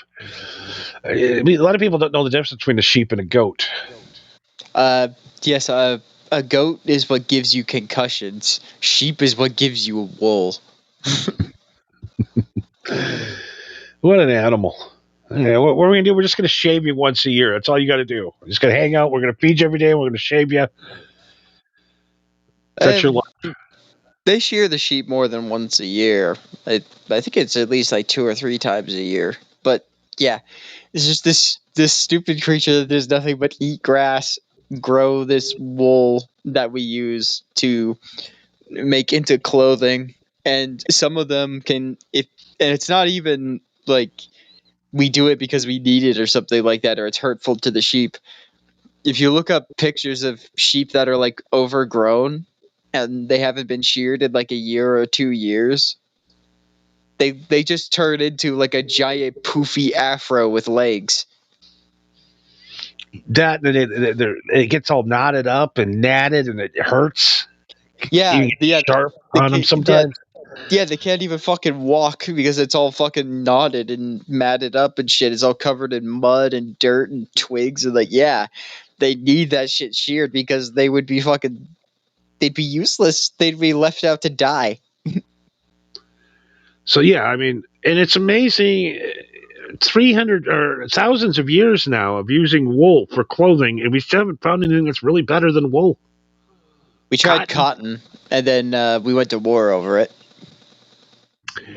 Cotton, wool, we're still using the same fabrics. Mm-hmm. We tried hemp, and then we went in a legal battle over that. Yeah, because that'd be too cheap to make clothing. We don't want anything cheap. It makes sense. We don't want anything that poor people can actually start from scratch and actually become millionaires doing anymore. We can't have that. Yeah, but I don't know if I'd wear a shirt that was made out of hemp. You might as well just wear a fucking potato sack at that point. Oh, I got plenty of hemp t-shirts. They're great. There's no way that shit is comfortable. Oh, 1,000% comfortable. It keeps you dry. It's cool in the summer. Really? It's a lot softer than you think it is. It's woven with hemp. With cotton, no. It's a hemp cotton blend. Oh, I see. Okay. Yeah, 1,000% hemp. Yeah, you can't walk around and be like, "Why walking around with wood shirts?" Yeah, that's what I mean. It's like if it was 100% hemp, you might as well wear a potato sack. But you can make a shirt though with 80% less cotton. That is a positive. And it doesn't start on fire. And it seems like it'd be more durable because it's hemp. I had a friend and his wife who were really anal about fireproof clothing. Seems weird, but I mean, I'm not going to say that's a weird thing to be obsessed about. That seems kind of practical. Like, yes, fireproof clothing sounds like a very interesting option, but weird. Because quote unquote, Bill rolls those joints too loose. I'm always losing. Always catching my shirt on fire. That's why the guy couldn't roll joints properly, so the cherries would constantly burn their clothes. So they just needed fireproof clothes so that they could just wipe the cherry off and not worry about it. Yeah, so instead of learning how to properly roll a joint, we're just going to buy fireproof clothing. See, stupidity. That's how it continues. Instead of, figuring out how to roll a joint better. Joint rolling is not even a thing anymore. Not really, no. It's all about pre-rolls now. I hardly find anybody who rolls joints anymore. I mean, even if I do roll joints, I get the cones, and I just, you just pack the cones now. You don't even, there's no licking. No. Our single Holly used to do that joke too, and he's like, "Man, I don't smoke weed anymore." And he'd do the thing where he'd lick the joint, right, and then stick the whole joint in his mouth and pull it out like everybody used to do back in the day, and then lick it again, roll it around his mouth one more time, and why don't you go ahead and light it? He's like, "No, I'm good, man. Every piece of your mouth is all over that." Yeah, dude. Why the fuck would I smoke that? That's what when I first bought my first pre-roll, I go, "Who licks them?" The guy just looked at me like, "What are you talking about?" I go, "Who licks the joints to seal them?" He goes, "Dude, nobody's licked a joint in 10 years." I was like, "Really?" Yeah, usually they have some sort of glue on them. Yeah, well, now they're just in the cone shape and you just twist them. I don't know. Yeah, they made it real easy. Because they knew that there were dumbasses that would set their fucking clothes on fire. Exactly, Bill. Yeah. Oh, Big Bill. I mean, smoking used to be dangerous. I mean, the seeds popping in your eyes, on your clothes. You had mold. Mold. Yeah, definitely. I remember there was a thing we used to do to fuck with people. Is we would take our lighters and then we would we would just roll the wheel on the flint and rub the flint off into the bowl. Oh, you asshole! You're that guy. Yeah, and then hand it is like, "Hey man, you want to hit?" So yeah, sure. And then they go to light it, and they just fucking sparks up. Freak them the fuck out. Yeah. That's why I don't like friends. Why? Because they mess with you. You want to have some friends over earlier for fireworks we were talking about, instead of just shooting by the end of the night, you're shooting them at each other. Yeah. Nut taps. I don't like any of that shit. What you said, the horseshoe, burn marks. Oh, what you mean the A Club? Yeah. Yeah, I never did that. I thought that was cruel. I never did that, but I do know people that did that. That was messed up. I had a guy spray my jeans with hairspray once and light it on fire, and then hit it with the can, and I literally got up and I just beat him up. Yeah, dude, because you lit me on fire. I mean, it's just a prank, and nothing. I didn't get hurt or nothing like that. But you don't light me on fire, all right? That's one thing you're gonna know. No Fire Johnny, they call me. I'm all edibles. I'm pretty cool, pretty laid back guy. But if you set me on fire, I'm gonna kick your ass. I think that's fair. You know what I mean? If you get set on fire, I think that's fair. You know what I mean? That's a fair reaction. It's like, what the fuck are you doing? Yeah, if you would have did it to somebody else, it would have been hilarious. That's my problem. I'm like Kurt Cobain. I like to be made a fool of. I like to make the fool out of everybody, but when people make a fool out of me, it's devastating. Isn't that how it goes? Oh God, it's always funny when it happens to someone else. Somebody else gets kicked in the balls. Hilarious. Yeah, but you get kicked in the balls is the worst thing that could ever happen. So why would you do that? I thought we were friends. Yeah, but it's funny. Why would my friends do that to me? Yeah, because then you kick him in the balls, and then it's funny. Like people that hate my guts aren't going to kick me in the balls. These people are supposed to like me. Yeah, that's what. Yeah, we like you. That's why we're punching you. That's why I hated growing up with the jackass shit. Oh yeah, the jackass shit was fucking insane. I hate to say it, but yeah, me and my buddies got up to doing some real stupid shit because of that. What's his name? That black guy that does the talk show. The nut guy. Oh my God, it's kicking in, bro. The neck guy? Johnny Knoxville, that big fat black Porsche chick, and Eric Andre. Okay, Eric Andre was on a prank show with Johnny Knoxville. Oh yeah. And he's like, I can't do it no more. I quit. I can't deal with Johnny Knox. I'm sick of getting electrocuted, punched in the balls constantly. I'm under stress the whole time I'm here. I can't hang around with that guy. I quit. Yeah, I think he said that he quit like 3 times. I hate guys like Johnny Knoxville. I hate hanging out with dudes like that. Yeah, and the funny thing is that he tried to get back at him with a fucking taser of his own.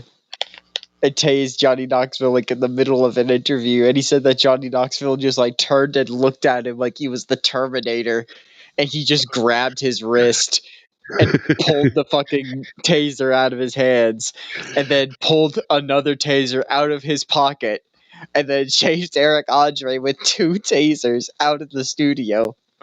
It's like, you can't fucking hurt this guy. I mean, the guy literally had a motorcycle handlebar brake go through his dick and balls. Yes, this man is immortal.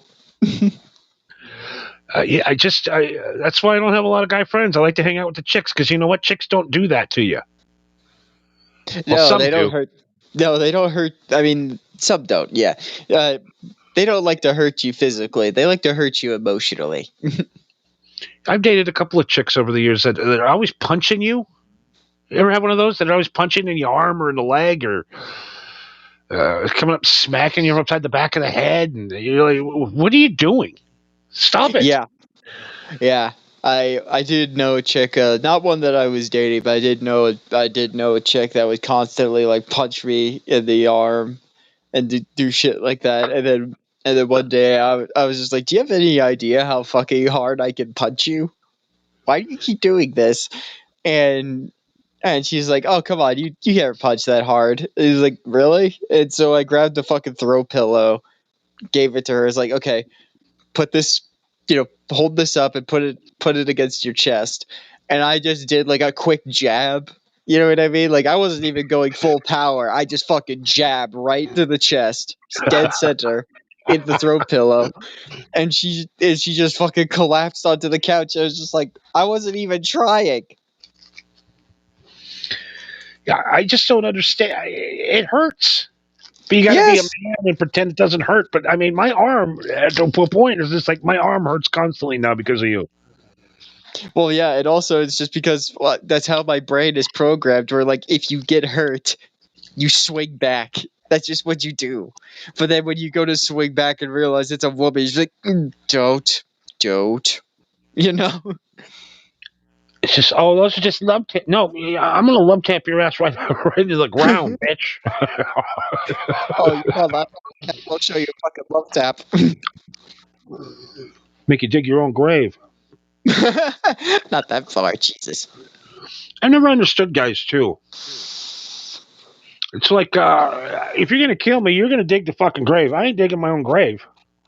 Yeah, exactly. I'm not digging shit. You're going to shoot me now.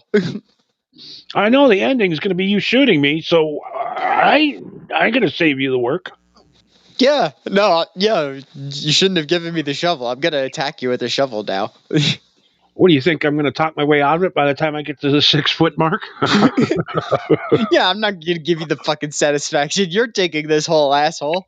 You're going to kill me. You're digging the fucking hole. Yeah, exactly. I never got that either.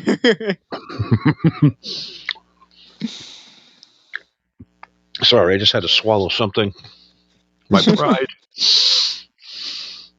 Oh my God. Where we at? All right. Well, I'm getting the high sign. Excellent. From Rick Excellent. once again because he's like, we rehearsed.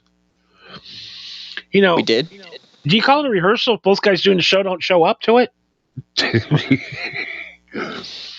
You know, you keep telling me that there's a rehearsal, and then I show up, and then they keep saying, like, oh, you missed it by, like, 30 minutes. Like, oh, okay, well, I'll show up earlier next time. And then I show up earlier, and they tell me I missed it by 10 minutes.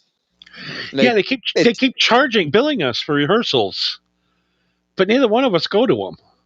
I don't think they do them either. Yeah, and every time I do show up, they always tell me I miss it. And like it's never consistent. Nobody emails me. Nobody memos me. They just tell me that I missed rehearsal. I'm like, where the fuck even is the rehearsal? I showed up tonight on time for the rehearsal, and I says, "Oh, Marcos can't make the rehearsal." So I'm like, well, I guess there's no reason to rehearse if the other guy is not here. What am I going to rehearse without him? I guess I'll blow up this sex doll and put a wig on him. Rehearsal. Who needs to rehearse? Prepared show material.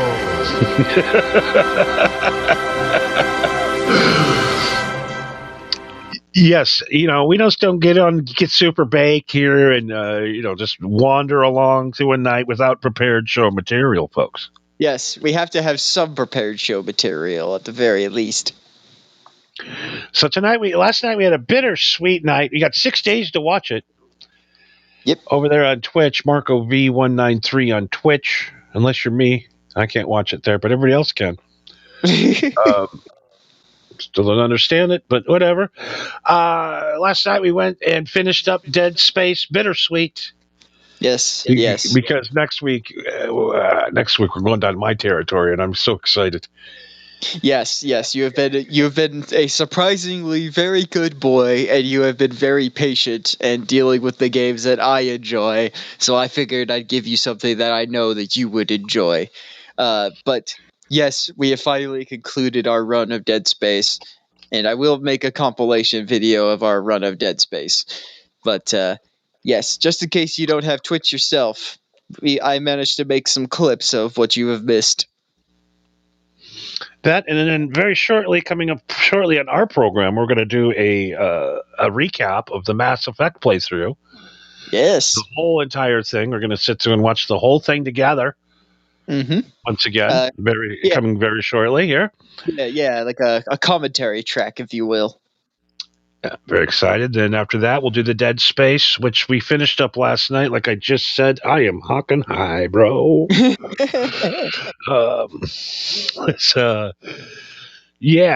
Space. It's a space where the dead are. There's a lot of dead in that space. Indeed. Of the Dead Space. It's like we do my book reports. Yes. Dead Space. Well, there's a lot of space, outer space, empty space, and there's a lot of dead in this space, both in outer space and in the space. Did I mention the dead things? There's a lot of dead things. It's more of a Shakespearean approach to a modern world. I'd say more H.P. Lovecraft, but sure. But last night we were rocking and rolling and spacing and deading. Spacing the dead into space. Let's see. Clip number 1. Let's see what we got here. Oh, yep, here we go. Oh, Jesus. Yes, the epic conclusion. Fucking insane last night. Fuck. Yeah, right about here is where I was starting to panic because I was missing my shots.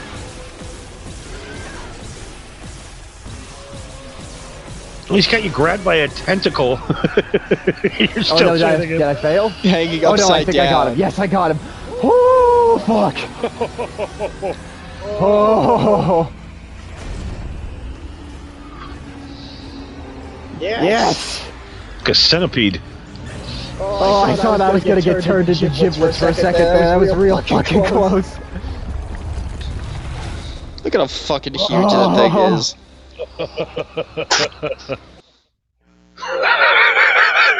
That was fucking. That thing is like a millipede or something, a centipede. Yeah, Giant. and like I told you on the stream, is like in the grand scheme of the entire Dead Space trilogy, that ain't shit. That's a baby. Yeah, I can't wait till the remaster when we can see bigger, nastier. I know. Creatures. I want them to remaster Dead Space 2 at the very least. That one's my favorite. But unbelievable playthrough last night. We got a couple other highlights from last night. Yes, of course. I played the clips in the wrong order once again because I'm a fucking moron. But that's fine. You know, what can you do? You're working with the retarded. This is probably one of the greatest death scenes in the video game. Oh, yes, I remember this.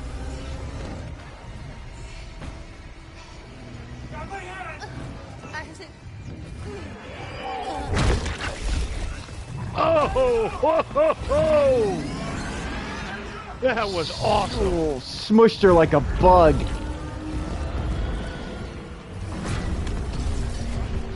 That was so satisfying. You ready for this? I know, especially since she stabbed us in the back after quote-unquote helping us the entirety of the game. See, that's why I stopped doing acid, just because I would see shit like that giant creature coming at me. Yeah, but then imagine if you were on acid and you saw that shit. We only got 18 days or 17 days away till the aliens hit us. Yeah, that's why I showed you that game, so that we could prepare for the worst. Yeah, I got to get a plasma gun, though. Yeah, you need to get a plasma gun or a flamer or something like that. You gotta get a flamethrower, pretty much a flamethrower. I'm pretty sure aliens don't like flames. That's something you get at Harbor Freight? You can probably make one. I know Elon makes one. Yeah, he better start making a lot more of them, because I think he made a limited supply of those, but we're gonna need more of those for when the aliens show up. Yeah. That I'm gonna make some green cookie snacks for them. Lay them out like Santa Claus. It's just you serve them cookies and then it says in frosting, "You come in peace?" ? Me likey alien-y. I like alien. By the way, when I played Mass Effect, all my friends were aliens. Just throwing that out there. Some of my best friends are aliens. That is true. You were fond of the alien companions more than the humans. Super pro alien. It's true.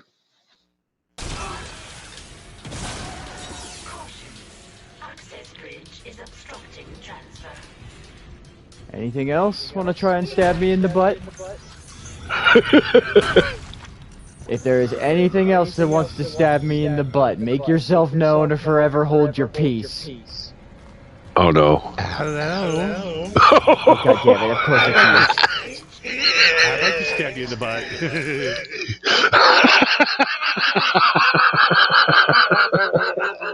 Would you care to explain yourself? That's my gay character, Ramon. Oh, it's a character now, huh? Yeah, Ramon. Okay, alright, Ramon. Alright, sure. Yeah, actually it's R.A., last name Moan. Ramon. Raw apostrophe Moan. Yeah, just like that band Raw with Bobby Kelly, the singer. Oh, yeah, that fucking... I completely forgot. That shit was so fucking funny. Oh, God, that was the first band I've ever listened to. We saw the videos and never listened to them again. Yeah, that shit looked like Diet for real. Diet Tool. Diet Tool, yeah. Yeah, well, it could have been stupidity, but it also could have been the marker just making people crazy like it always does. But I'm willing to chalk it up to stupidity. Yeah, it was probably one of the maroon markers. Doesn't make me crazy. That was Ramon again. I like this maroon markers. Them's my favorite. It's got that extra red in it. It's got that red 40 I've been hearing about. You got extra read.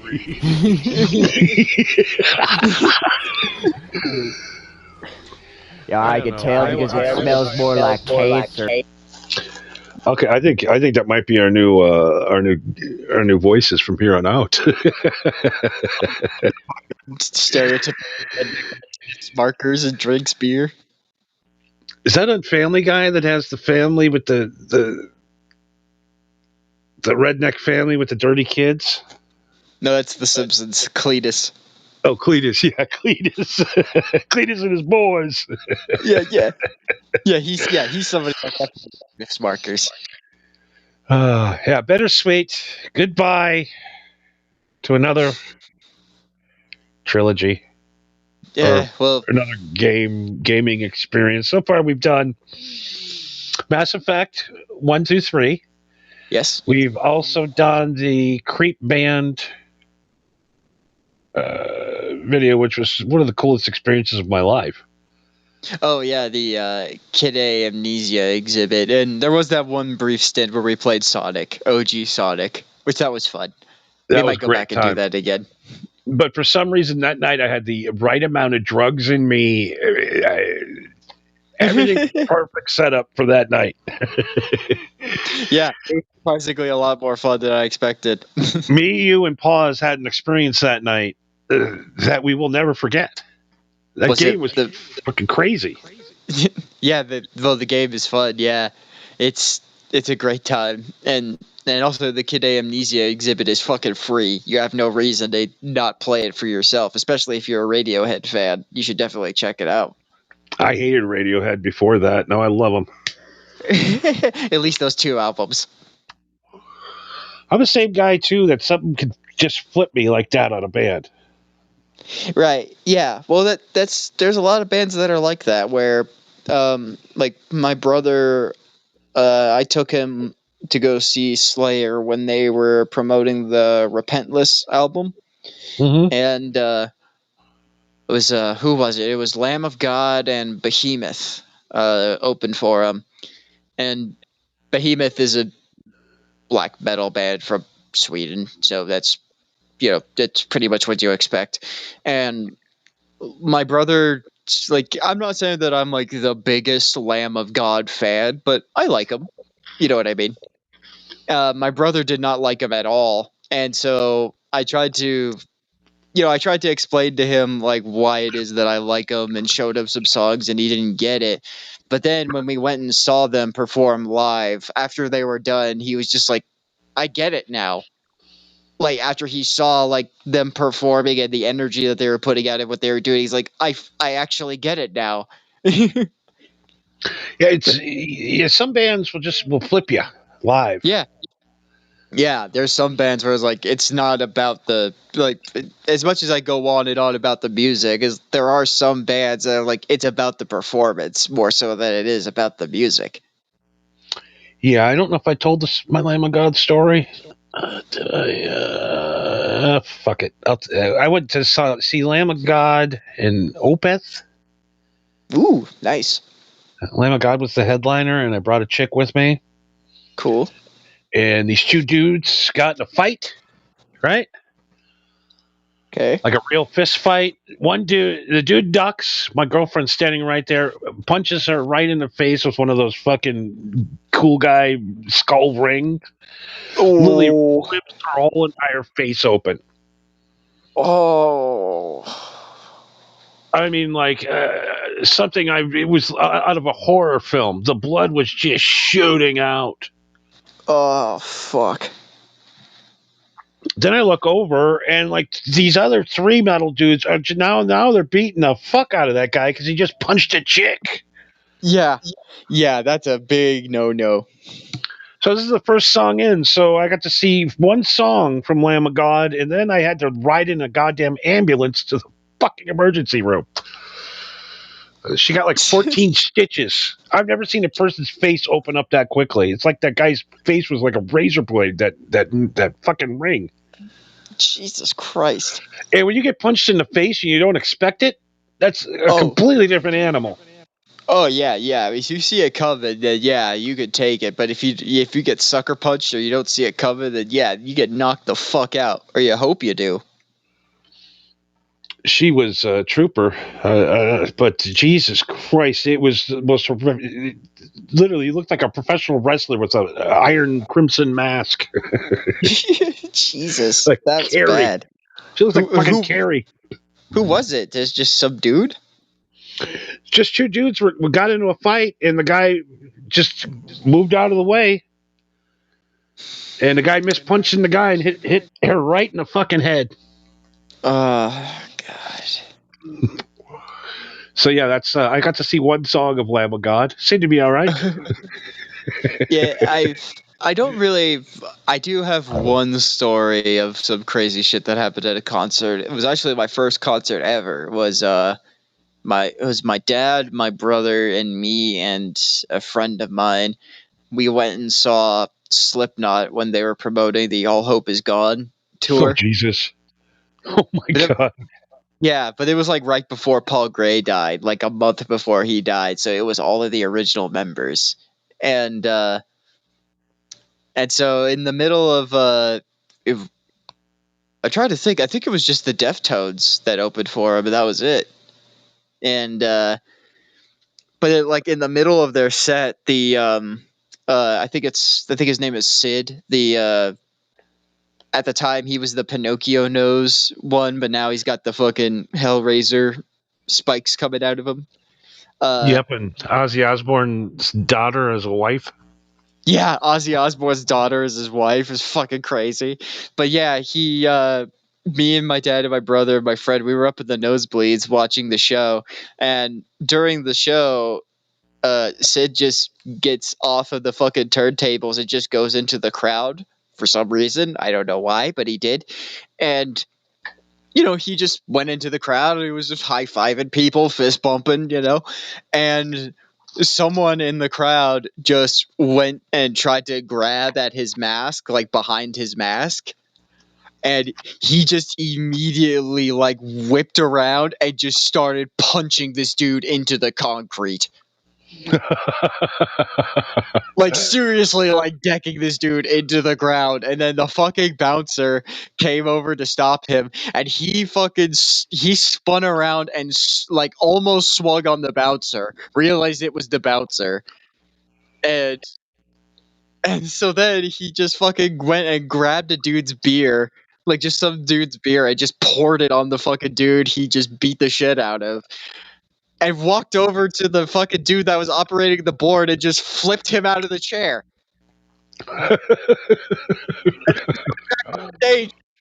Like, what the fuck, man? That band was something else back before they are now. Yeah. It's like my dad always said, pissed off teenager and it gets sad, Yeah, I mean, I remember when, what's his name, that gay guy with the blonde hair, Machine Gun Kelly.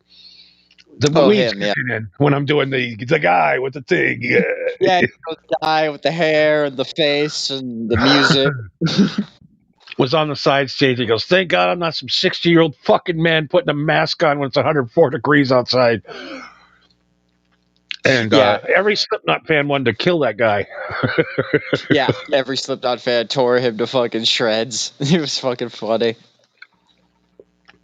I can't believe I'll never understand that. I don't care what you say. Machine Gun Kelly? Yeah. Yeah, I can't. I haven't heard a lot of his music, but every time, what little I did hear, I'm just like, yeah, this isn't. This is nothing to me. I'm a heterosexual male. This ain't for me. I don't know who it's for. Girls? Little teenage girls? Maybe, I don't know. I don't know. I haven't met a single person who, like, maybe back when he was really popular, there were people that listened to him, sure, but I can't find a single person now that brings him up, Trying to be Blink 182. I mean, that didn't work, so now he's back to being gay rapper again. Yeah, I mean, can't blame the guy for trying, I guess, but especially it's Machine Gun Kelly, so yes, I can. Yeah, and he gets to bang Megan Fox. What a treat that is, huh? Yeah, I'm sure there's no baggage there. Megan Fox is another one of those chicks that's like the hottest chick you've ever seen, and then she starts talking, and you're like, oh, you're not so pretty anymore. You're kind of like that chick from Modern Family, Sofia Vergara. Oh, I don't know if you know this, but I'm going to tell you something that might ruin Megan Fox for you. I don't know if you know this, but they either use hand models or CGI her hands when she's in movies. And if you look up her hands, like what her hands actually look like, her thumbs look like toes. Oh no. I'm not kidding either. Look it up. Her thumbs look like toes, and I understand why they do it. That's gotta suck. You're so perfect everywhere, and then you got fucking toe thumbs. I know. That's the one thing. Like 99.9% of you is fine, but just your thumbs are so weird looking. You're always crossing your arms, putting your hands. It's so conscious constantly. I know. It's so fucking tantalizing. It's like that Seinfeld episode where that chick is fucking cracking the crabs with her man hands. Oh, I thought you were going to talk about the woman with the giant nose. Oh, they had that one, and they had an episode called Man Hands where Jerry was dating this hot chick with man hands. And she was eating her dinner, and you could just see two mans cracking these goddamn crab legs with a pair of hands.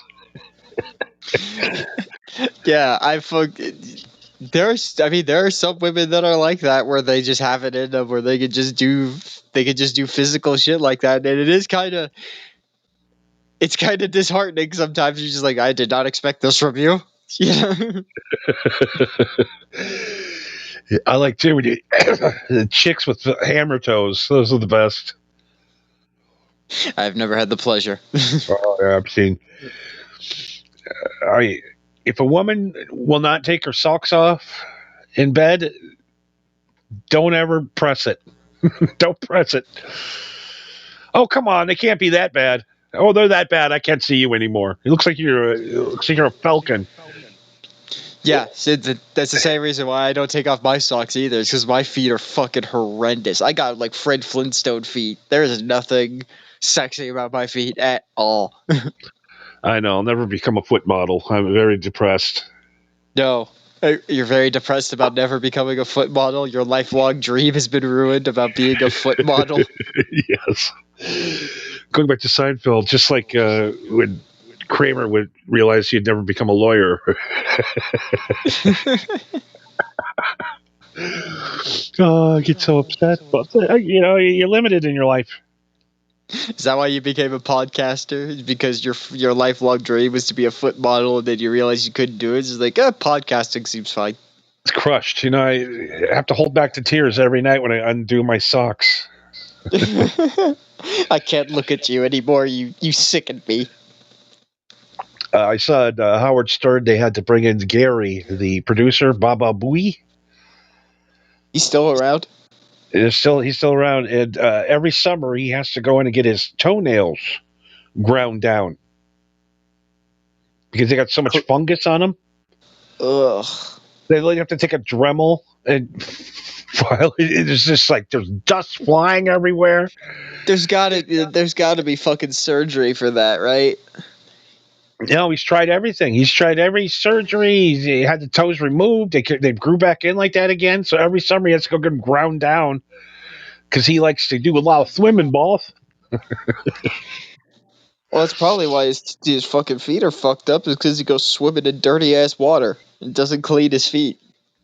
The funniest story is Howard Stern invited him over for a barbecue for the 4th of July. And he looks over and he goes, that fat ass pulls his shirt off and he's in his trunks and he pulls his socks and shoes up. And I look over and he jumps in my pool with the fungus feet. He goes, I had to move. I ain't swimming in that pool no more. They're green and yellow and like 3 inches thick. God, no. Yeah, I don't know, man. I hate feet. I think when I see a man wearing any open face shoes at all, I go, "You're not a man. I can kick your ass." You're definitely not going to catch up to me wearing flip flops. That's true. Your flip flops will fucking fall apart if you try. If I see a man wearing a sandal, I'm not going to suspect that he's a homosexual. No way, that's a man. What are you showing off your feet for? Put your fucking shoes on like a real man. God, you're not at the. You know, I understand if you're at the beach. Okay, you're at the beach. Flip flops make sense. But I'm standing in the line at 7-Eleven. I'm looking at every motherfucking guy standing with his feet open. The fucking foot smell and their ugly toenails. There's never been a man where I went, man, that guy's got a sexy foot. Wish I had that. Well, never. Yes, but it's also because neither of us have a foot fetish. Put shoes on, guys. You pissing me off. Yeah, for real. Nobody finds your feet sexy. Not even women find your feet sexy. Also, why does it always seem to be men that have a foot fetish? Are there any women that have a foot fetish? I don't know of any women that really have weird anything. I'm sure they do. They just keep it locked away. I mean, I guess women have fetish for hair color, maybe, or body shape, or ethnicity. I mean, like some women are like really into black guys. Sure, yeah, I guess. But no, I don't think. Huh? That's a good question. Yeah, anytime I've ever heard the subject of foot fetish come up, it's always dudes. I've never seen a woman talk about it. Yeah, you don't really see a lot of women pedo. Well, unless they're school teachers. Yes, unless they're school teachers. It seems to every day there's a new school teacher gets popped. One way or another. Well, I mean, yeah. I mean, how many fucking schools are there in this country? It's bound to happen, right? I don't know. I just wish I had hot teachers growing up that want to have sex with me. I wouldn't have told. I wouldn't have told anyone. That's how it always goes. It's how it always goes. See, that's the problem. When you're young, the only reason you have sex is so you can tell everybody you had sex. Right. If you don't have anybody to brag about having sex with people, that's the only reason I do the show. There's no point in having sex. Like if you have sex and nobody knows about it, it's like a tree falling in the woods. Does it count? Well, yes, but I think it counts if you're fucking the tree. It falls over? Yeah, and it falls over. Then yeah, I think it counts. All right, I fucked a tree over. I'm sure you have. Sack. I've exploded my ball sack on a tree once. But, live and let live, right? Damn trees. I saw a comedian last night. They had the best joke ever that I saw. Well, we got to get out of here pretty soon, sorry. No, we're in good shape. Okay, good. Good. I thought we were at 3 minutes. I'm like, there's no way we did 3 hours. No. 1 hour, 2 hours. Okay, we're good. All right. He did a joke the other night. He goes, this girl came up to me. She's all mad because I told everybody I had sex with her. And he goes, well, wouldn't you be more mad if I didn't tell anybody I had sex with you? Because that'd be embarrassed. I'm embarrassed. Look, either way, it's going to look bad, so what do you want?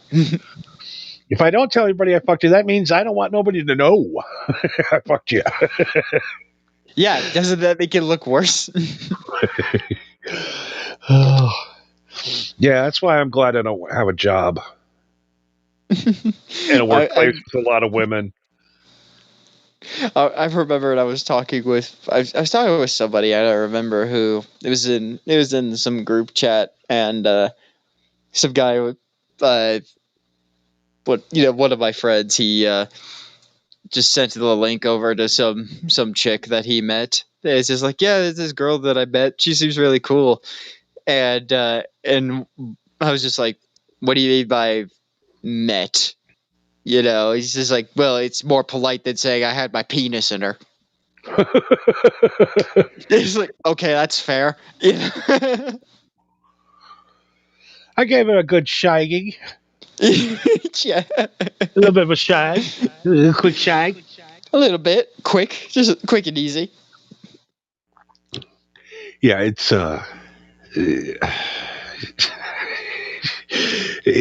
not telling anybody about it is the funny thing. I've had sex with a lot of women I'll never admit to. Sure. That I'm sure you have. I remember it's one thing to hurt your girlfriend or your wife, right? Okay. But you know how to really get back at them? You fuck somebody so ugly and so nasty. Like Arnold Schwarzenegger did. Yeah, when he fucked the housemaid. They always ask the guys, why would you have sex with that when you have a perfect 10 at home? You're like, I needed to get back at her. And I really wanted to rub it in. Was a 340-pound Guatemalan housekeeper. Well, it was... I forgot who it was. I heard some comedian talk about that when that Schwarzenegger shit went down, where he said, like, everybody said that. They were just like, why would you bang her when you had a smoking hot wife? He's like, well, I mean... If you've had steak every day of your life, wouldn't you want a hamburger every so often? Absolutely. It's like, don't you get tired of steak after a while? Gene Simmons. Some nights you have steak, some nights you eat at McDonald's. Yeah, exactly. Pretty much, yeah. Who was that comedian says he saw we went on a tour with Gene Simmons, and one night he had Miss America. The next night they're in Iowa and he fucks some 300-pound just slob with zits on her face. It's just like, what the hell? The same thing. Sometimes steak, sometimes McDonald's. I just got to get laid. I don't care what it is. Yeah, that's... Again, that was just the fucking rock star lifestyle back in the fucking 70s. You just took it where you could get it. Beggars couldn't be choosers, I guess. And it's so sad now to watch rock stars, to see the vlogs of the backstage. Well, of course. They showed Jason Guidos does his backstage thing of the Rat Tour, and the backstage, they have almonds and chips and salsa. Mm-hmm. The most dangerous thing in there is the hot salsa. The medium salsa. Water. It's like a preschool kitchen. Water, juice, no beer, no liquor, no drugs. Yeah, because they're old. They're all old as fuck. If they tried to party like they used to, they'd fucking die of liver failure or some shit. It's just so funny watching the backstage now. Yeah. Why couldn't there be vlogs when shit was actually going down back in the day? You know what I mean? It's like as soon as the proof comes, it all stopped. Yeah, because the shit that they were doing was technically illegal. And it turned out that filming shit backstage was recording yourself doing shit that would end up being incriminating evidence. Yeah, I remember, what was that guy? One of these hair metal guys, I think the drummer for Slaughter was banging a girl in his hotel room one night, and her husband was outside banging on the door with a gun. He had to fucking jump out the window, the second floor, and he twisted his ankle and had to get a replacement. Fuck. He had to jump out of his own hotel room because that guy was literally going to kill him. Oh. And now that guy shows up, they show up early, have a couple of drinks of water, play their gig, and go to their room at night and go to sleep. Actually, one thing I guess I'll bring this up now since we're coming with the show to the close. My dad actually walked in the middle of us doing our show, and he told me that he was wondering if you would be willing to have him on your show as a guest on Wednesday to talk about music and various other bullshittery things. Yeah, next Wednesday? Yeah, no problem. Or this Wednesday.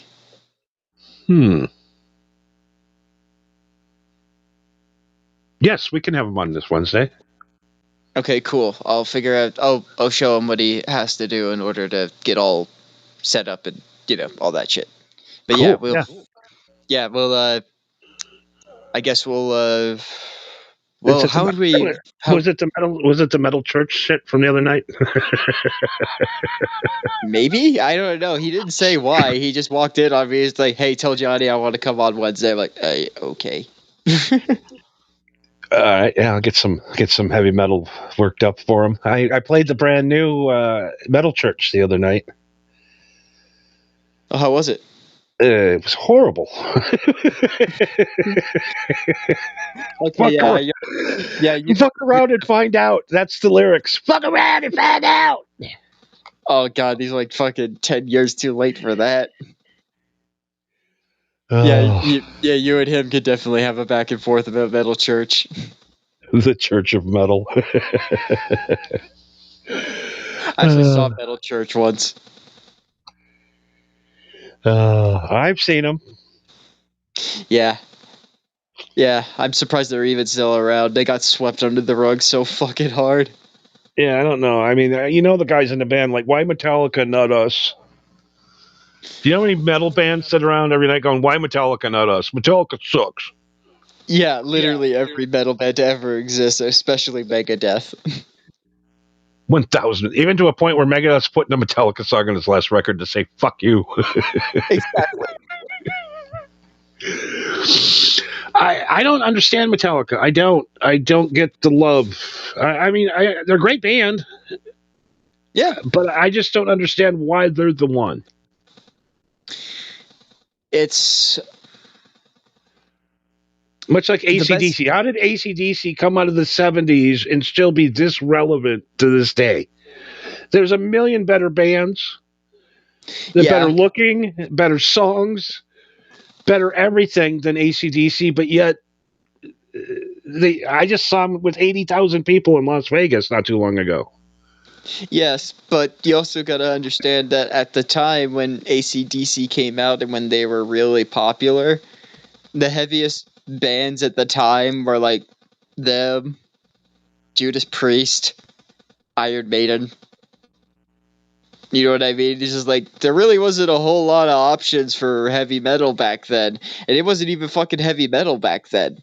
It was just rock. It was rock music. It was just rock music. And it wasn't until very much later that it would be classified as metal. Very metal. Heavy metal. Metal up your ass. I don't know. Once Cliff Burton died, I died with him, being a Metallica fan. That's just me. My dad saw Metallica when they unveiled the Injustice for All. Like it was when they got Jason Newsted as their bass player, and he said that like everyone fucking hated Jason. Like they were spitting on him, they were throwing shit at him, which that was fucked up. It was like that's messed up.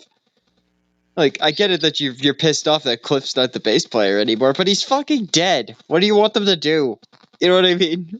Yeah, it's not like he can put his taxidermed body up there and run a tape. Well, I suppose he probably could have, but no, it's just the Metallica. What the integrity of Metallica once he died went out the window, pretty much. Yeah, and after but the point that I was trying to get at was that why Metallica and not any other band? He's like, well, it's kind of the same effect that that there's definitely better metal bands that exist and definitely better metal bands. I would say that Megadeth is a way better fucking metal band than Metallica any day of the fucking week. But the one thing that Metallica has over Megadeth is that Metallica found a way to make heavy metal as a genre marketable and listenable to everyone and not just metalheads. You know?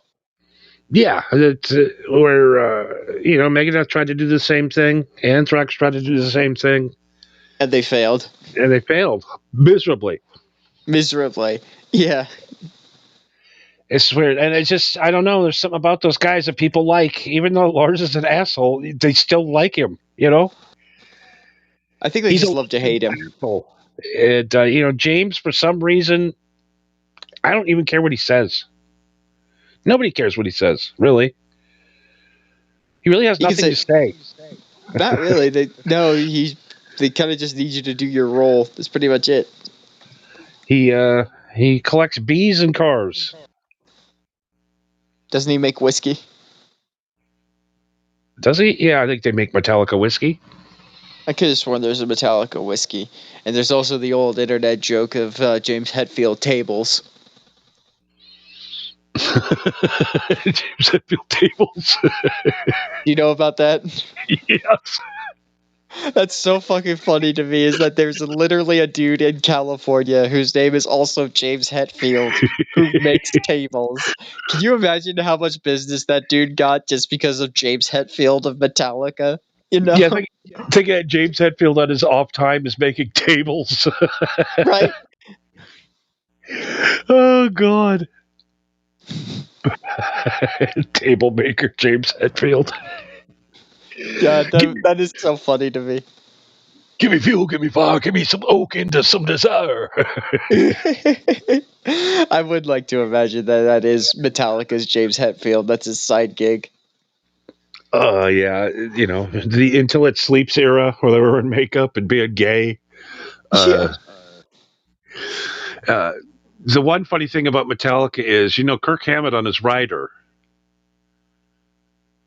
on the very bottom, it says optional. It says 13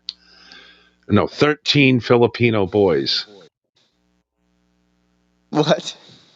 So on his rider, you know, he's like, milk, you know, give me some cookies and some pretzels and right, you know, condoms, whatever. And on the bottom, it says optional, only if you can find them 13 Filipino boys.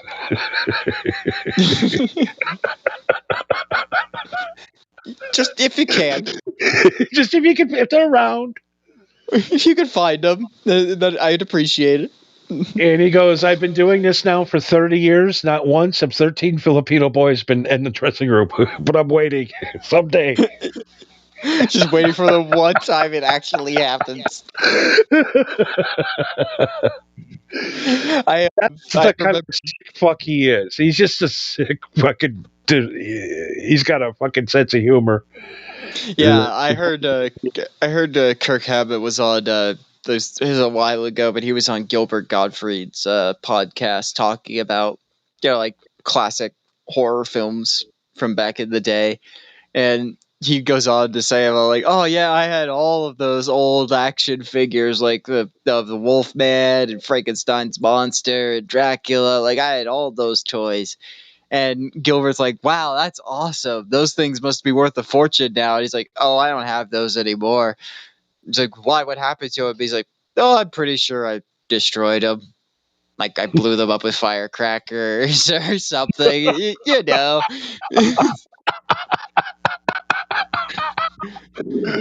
Oh, God. He's something else. And that bass player is just one of those cats that everybody likes no matter what.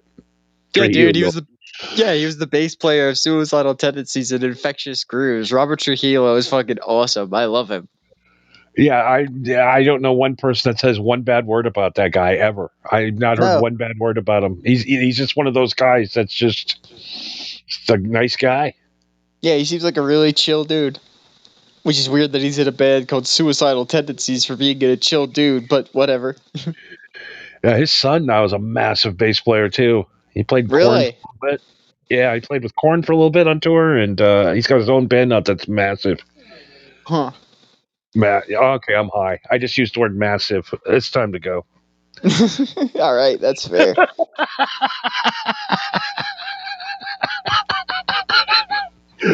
Oh wait, no, okay, yeah, we're getting there. Okay, so we'll wrap her up. All right, sounds good. Yeah, tonight not a good mix for me on the marijuana side. It really just made me stupid tonight. Well, it doesn't really help that you were smoking way higher above your percentage than you usually do. Yeah, very upset with myself. Next week we're going to go back to regular smoke. I smoke what I have. Yeah, so we'll have to let's see, for tomorrow night, I guess we need to know what time, what name, and Grandpa Shango, whatever, Yeah, we'll figure it out. I'll work out the details. We'll figure it out. All right, and then anything he wants to talk about, so I can get some background stuff going. Yeah.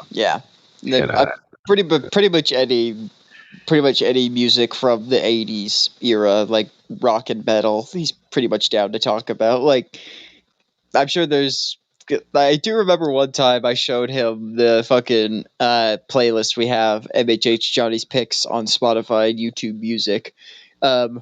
I remembered I handed it to him and he just went down the list and he was just like, garbage, shit, that was pretty good, garbage, awful, the fuck is this, garbage. Like, so I think you and him together would be a really good time, because it would just be you and him going back and forth, just being like, you have no fucking taste. Well, yeah, I mean, a lot of the music, quite honestly, on the playlist was woven into a storyline somehow. It's not necessarily like, these are my favorite songs. You know what I mean? Right. It's like we did a show about this, and then this song, like, because the one that really starts to bug the fuck out of me is that, who's Johnny? El DeBarge from...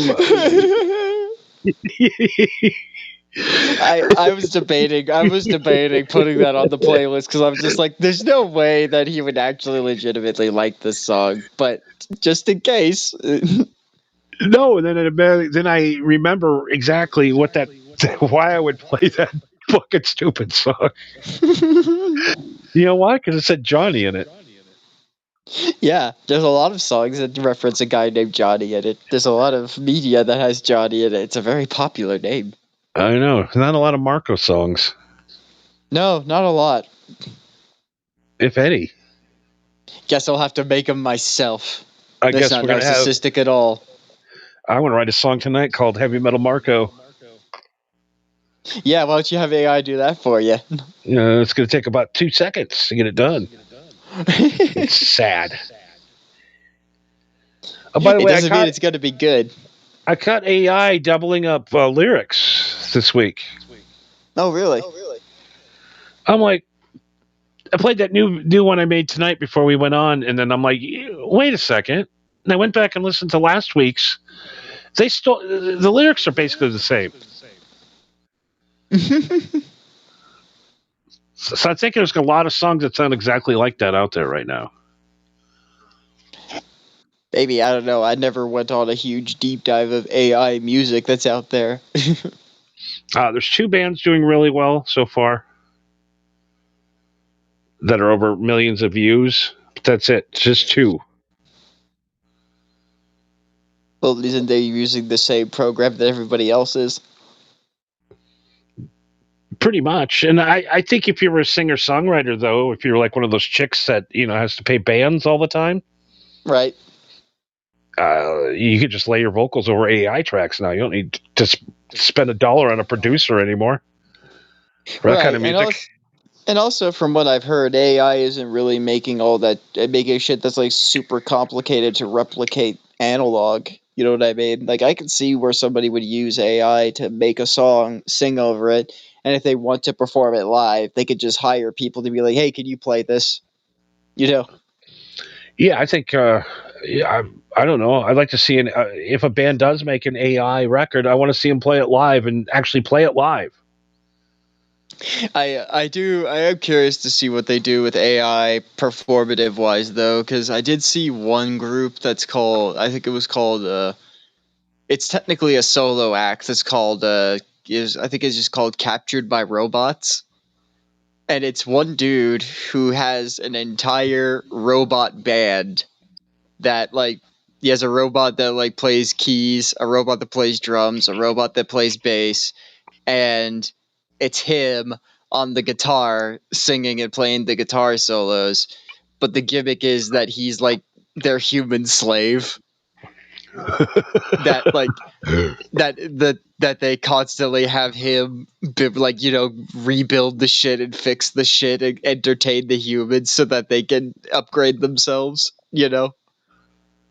It's like, so I was like, I would like to see something like that where you get a bunch of AI bandmates and have them play music together, and then they have those fucking conflicts where they're just like, that's the wrong note, you idiot, and then they just grab the cymbal and just fucking frisbee his head off, you know? Like Dave Grohl did. Yeah. I mean, how ironic is it that you cut your drummer's head off in a movie and then he dies 3 months later?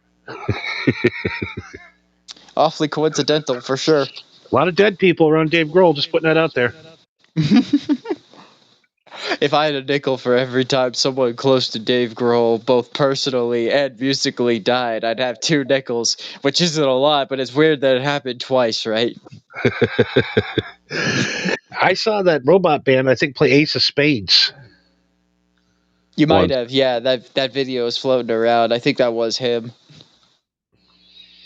Yeah, I mean, I remember the cool one that's out there still is somebody played Blizzard of Oz through the Chuck E. Cheese thing back in the day, back in the 80s. Nice. And it was epic. I still want to find one of them Teddy Ruxpin things and play, Ozzy on it, like all the kids did back in the day. Oh, or the Teddy Bear would sing along in your tape. Yeah. Did you ever see the fucking video of Ozzy Osbourne watching the performance of the McDonald's Black Sabbath cover band Max Sabbath? Yeah, him and Jack. Yeah. Oz loved it. He was smiling the whole fucking time. I thought that he would think it was stupid, but no, he loved it. I've seen Max Sabbath, and I tell you what, it is awesome. It looks like a fucking great time. It looks dumb as fuck, but I'm all for it. Yeah, it's like going to see Gwar. Yeah. By the way, Gwar, the singer of Gwar was on CNN. You mean the current singer? Yeah. But yeah, Otis did that too. He was on CNN like last week talking about healthcare. And then John Oliver had him on his show and he goes, if the singer from this band is upset about healthcare, we got real problems. Yeah. Healthcare of all things, then things are messed up. There's a man on national cable news television with 3 aborted fetuses on the side. They don't seem to notice it. They didn't blur it out for some reason. They didn't know what it was. They didn't know what it was, yeah. 3 dead babies hanging out of the side of him. Oh, God. The world's upside down when we're asking Gwar for political comments. Yeah. I mean, Fox News did that with Otis, but if CNN did that for Blothar, I think is his name, yeah, shit's getting wacky.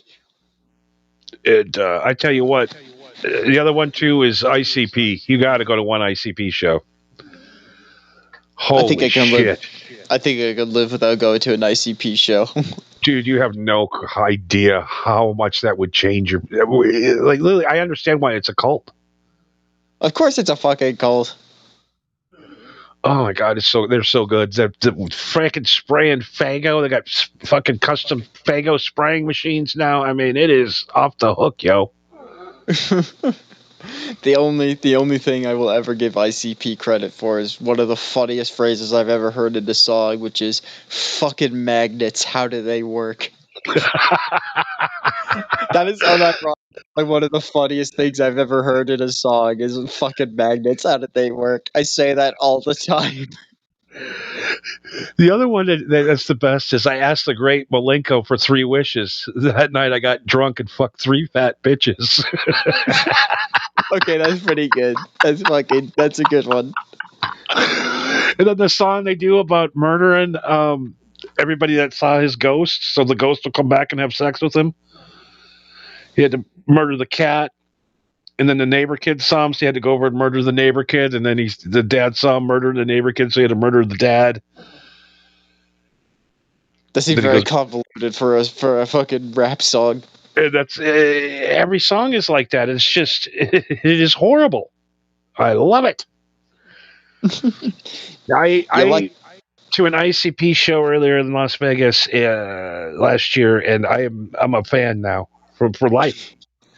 Well, I will say I'm not super huge on ICP, but I do like Twisted. Yo, Twisted, yo, off the his chain. Yeah, I have found some. That's not even a thing. That's not even a thing. No, you're too high. You're too stoned. His chain. Who's chain? His chain, yo. All right. Holy fuck. All right. I'm sorry. We are officially too stoned. We're calling it. Yep. We're calling it here. I'm so high. I'm talking about my love for ICP. It was supposed to be a closeted love. Yeah, I know it's out there. You know, I was on Amazon the other day looking up the clown paint. I was thinking about it. I'm thinking about clowning out. Why? Going on like a tour of IC, just like painting my face every day and following ICP around like the Grateful Dead. Oh God, why would you do that to yourself? That's like I would rather follow the Grateful Dead. Dude, you don't understand. First, you get 2 hours of JCW lunacy, pro wrestling, right? Okay. And then after that, the madness begins. ICP, yo. Fat bitches. Yeah, I've interacted with enough juggalos, and I know enough about juggalos to know that I am not one, and I am not walking into that fucking den of snakes. Yeah, and you gotta love the Nas tanks. Yeah. A lot of balloons. Not because they're clowns, it's because they're full of Nas. What do you mean? It's just totally because they're clowns. Juggalos love ketamine. So do rich people. Yeah, so does what's his name? The guy from Preds. Oh, fucking Matthew Perry, yeah. Yeah, another one of them sober assholes. You know, before we leave, I hate people in recovery. I do. You know what you do when you have a problem drinking? You know what you do? You stop putting liquid with alcohol down your throat. It's pretty simple. You don't need to go to a meeting every week. It's that simple. Hey, don't put that in your mouth. Remember when your parents told you not to stick it in your mouth? Don't put alcohol in your mouth no more. Now you're done. You're cured. Let's go. And this is coming from somebody who's been a long time alcoholic. Yeah, I'm on a high and mighty. I haven't drank in 3 days, so I'm feeling pretty good. I feel pretty. Wow, 3 whole days. I'm pretty on my high horse right now, Mister. I've been sober. I'm sober. It's Thanksgiving. It's Thanksgiving. Yeah, last Thursday was Thanksgiving. It doesn't count. Holidays don't count. Yeah, holidays don't count. Birthdays don't count. Funerals, they don't count. There's certain occasions where drinking is allowed, even if you don't normally drink. And you can drink when the sun's down. When sun's up, you don't drink. Yeah. Yeah, if you drink when the sun is up, that makes you a degenerate. You're an alcoholic. If you drink vodka while the sun's in the sky, you're an alcoholic. Yeah, but when the sun goes down, then nobody questions you. Nope. Nighttime is the right time. All sins shall be revealed because everybody's sleeping. No one will know. Which is why winter is the best time. Yep. The only problem is... All right, one quick story. I'm going to burn you and we're out of here. I just remember the snow. Me and my friends back in the day thought it would be... it was cold, right? Sure. And, we lived by a lake, and we had this little town that had a bar, and everybody would ride their snowmobile up to the bar. Right. So we decided to steal a snowmobile. Okay, so this was back in Wisconsin in the 80s, right? No, this was 2000. Oh, 2000, okay. Yeah, I was 13. Okay. So, yeah, we stole the snowmobile, right? Right. Dropped it off by the lake and walked home. I'm like, all right, we got away with it. Hour later, cops are knocking on the door. You just jacked the dude's snowmobile? Yeah, just rode it home, like 3 miles. Fucking okay. So cops are at the door and they're like, yeah, who stole the snowmobile? And I'm like, what are you talking about? And they're like, come on, we followed your tracks, idiot. It was fresh snow. We just followed the snowmobile tracks to the snowmobile, and then followed our boot tracks to where we went home. It wasn't a perfect crime. Matter of fact, it's the furthest thing from a perfect crime. I was drunk on brandy that night. I didn't know what I was doing. So wait, you didn't even try to steal his fucking snowmobile. You just borrowed it. We just borrowed it and dropped it off by the lake where all the snowmobiles go. And they'll find it. They found it. God damn it. Yeah. Oh, that guy! Every time that guy saw me in town, he threatened to beat me up. Well, yeah, wouldn't you if some dude some drunk asshole just stole your snowmobile and rode it 3 miles away? I was a 13-year-old kid. I mean, come on. The guy was like a 50-year-old guy. He threatened to beat me up every day. Yeah, he had to walk his ass 3 miles in the snow to get his snowmobile back. Fucking cops.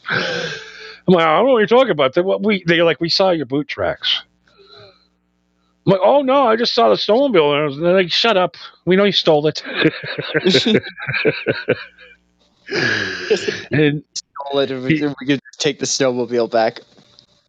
And then, of course, my mom, she got me out of trouble. She had to pay the guy $20 to fix the snowmobile, but other than that, I didn't get in trouble. I didn't get arrested or anything.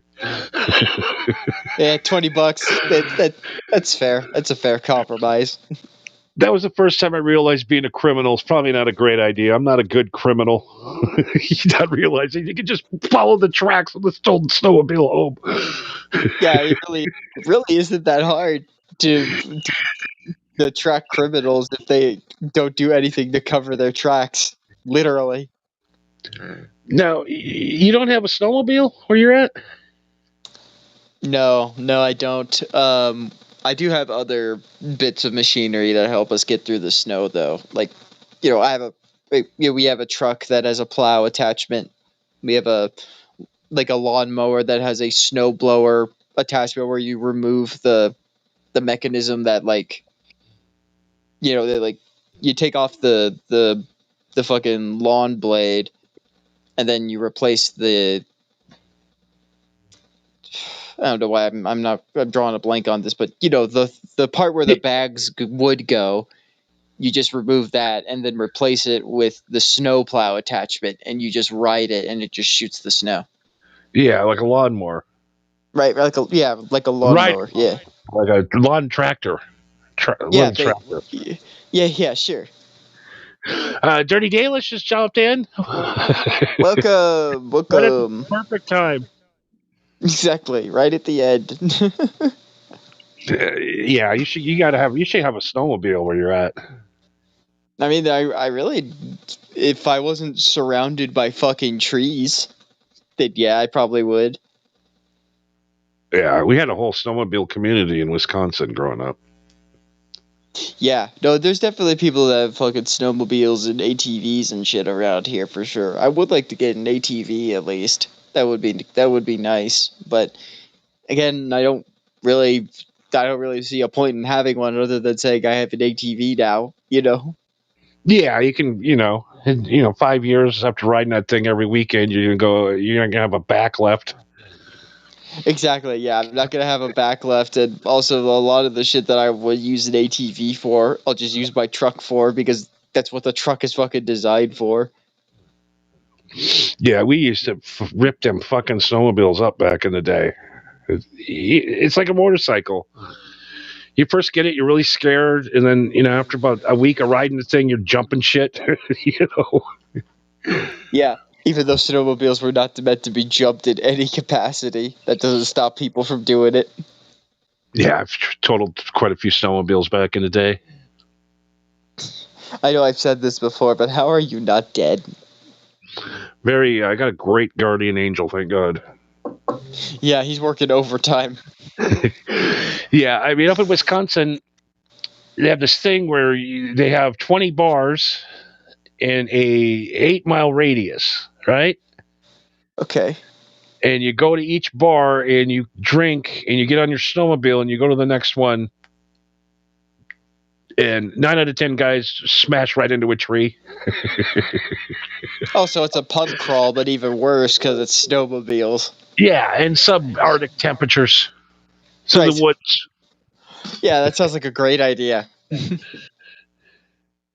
Oh, God. All right. Well, we are too stoned to go on. We're sorry. We're sorry, Dalish. But check Dalish out on her broadcasting empire. The amazing photography lately that's been coming through. Unbelievable photography. Holy shit. She lives in heaven. Did you know that? She lives in California.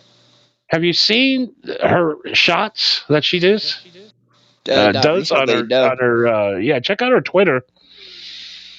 And every day she puts up these breathtaking sunsets. And I'm like, God damn, she lives in heaven. Yeah, that's what happens when you live near the coast, I guess. Yeah, I mean, I was just out there last week, and it was great. Yeah, until you had to interact with the people. Yeah, until I got a new stepdaddy coming in. That's for a whole other episode. Yeah, Baby Wednesday. So tune in tomorrow night, where we'll have Marco Sr. Figure out what he... We'll just get together and talk shit about Marco all night, pretty much. Yeah, I'm sure you'll get a little taste of what I had to grow up with, and what made me into what I am, I suppose. Yeah, I keep picturing you as Stacy Keach from that show. What's that? Titus. Ever watch that show, Titus? No, but I'm familiar with it. Where the old man Titus is sticking a fork in the wall, and his mom goes, "Hey, stop that!" He goes, "I'll let him do it. He'll learn." Yeah, that's about right. Yeah, that's yeah. Yeah, it's like, look, if he's not gonna learn the easy way, just let him fucking figure it out that way. All right, well, let's tune in tomorrow night. People, Marijuana Happy Hour will come back, and of course, go to MHH Johnny's Picks, and Marco will finish it because I'm baked. I can't figure anything else out. Yes, at MHH Network on YouTube and Rumble. Rumble specifically for the special episode with Johnny and my dad. Wednesday, time pending. We'll figure it out. Probably late at night, I'm sure. But yes, probably roughly 10, 11 p.m. if I'm to guess. We'll figure it out. But yes, follow us on Twitter at Marijuana Happy and at Marco V with 2 E's 193, so that you can message us, tweet us, send us info you want us to talk about on the show, or if you want to be a guest on the show, give us a message. Either one of us. I'm probably me. I'll probably get back to you faster than Johnny will, to be honest. Oh fuck! I gotta get back to Eddie. Shit, I was gonna have him on this week, and I forgot to email him back. Oh, god damn it. He's invented a ghost trapping machine. Oh fuck, yeah, you definitely gotta get him on for that. I'll send you the link later. It is the most bizarre thing I've ever seen. He literally invented a pyramid thing, energy Tesla coil time machine. Fucking, it's real. So we'll have him on very shortly. Sorry, Eddie, I was going to have you on this week, and I always run out of time during the week. Somehow you always run out of time, but you don't do anything. Exactly. It's weird. The less I do, the less time I have. It's strange. Yes. I'm in this weird reality lately. Yes, it's called living under a rock. Someday they'll let me out, God damn it. All right. I found the outro. We can go. Take us on. All right.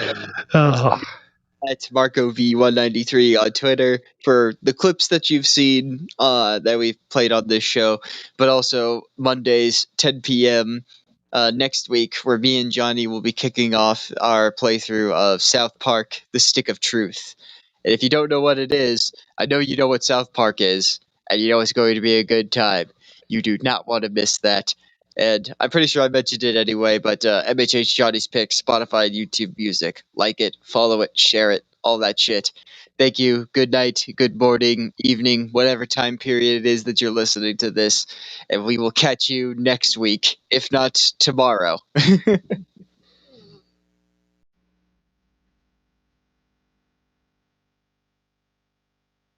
Yeah, I think I do agree with you. The song does hit different at the end. Especially tonight. Thank you, Pause Reality. Thank you, Jody Galish. Thank you to all of our followers and subscribers. All of our occasional listeners and silent followers. Our lurkers.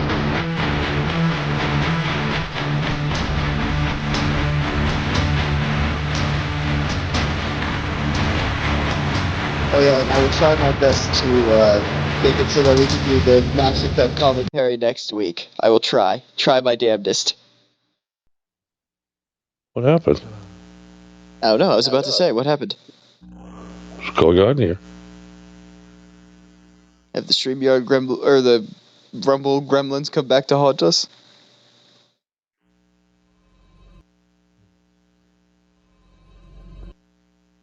What the hell? Well, this is new. Is that Inspector getting us with his ghost machine? Okay, there we go. You mentioned the ghost machine. You weren't supposed to talk about the ghost machine.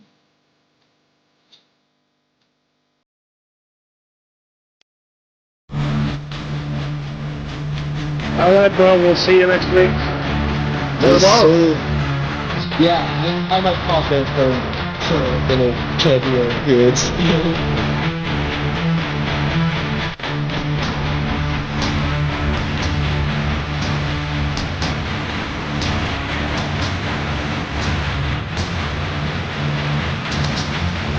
The fucking drums sound so good. I know.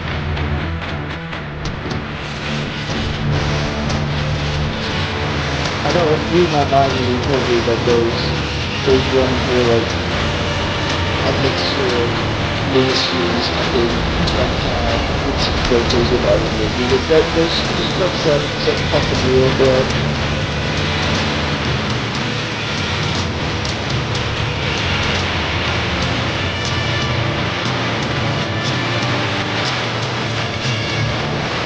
Upon share very good stories, and that tells me we did a good job.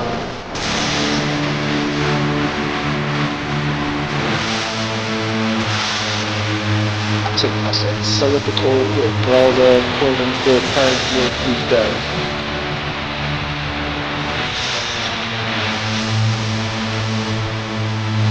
Yeah, I don't know why it's so loud. I can't hear anything you're saying.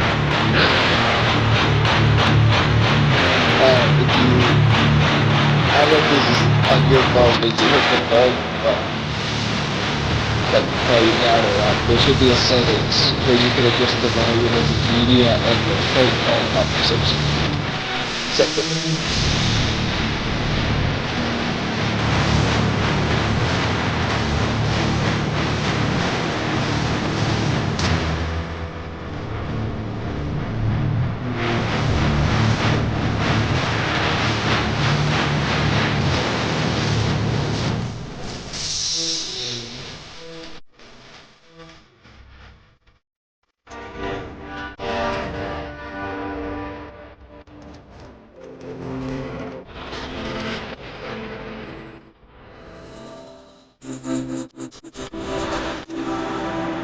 Whatever you gotta do. Just don't let them stab you in the butt. Unless you're into that. Ramon's coming over. Oh God, please God.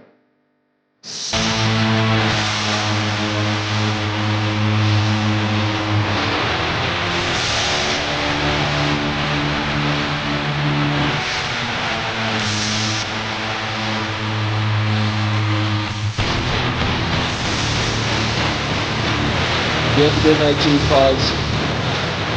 It's profitable as always, brother.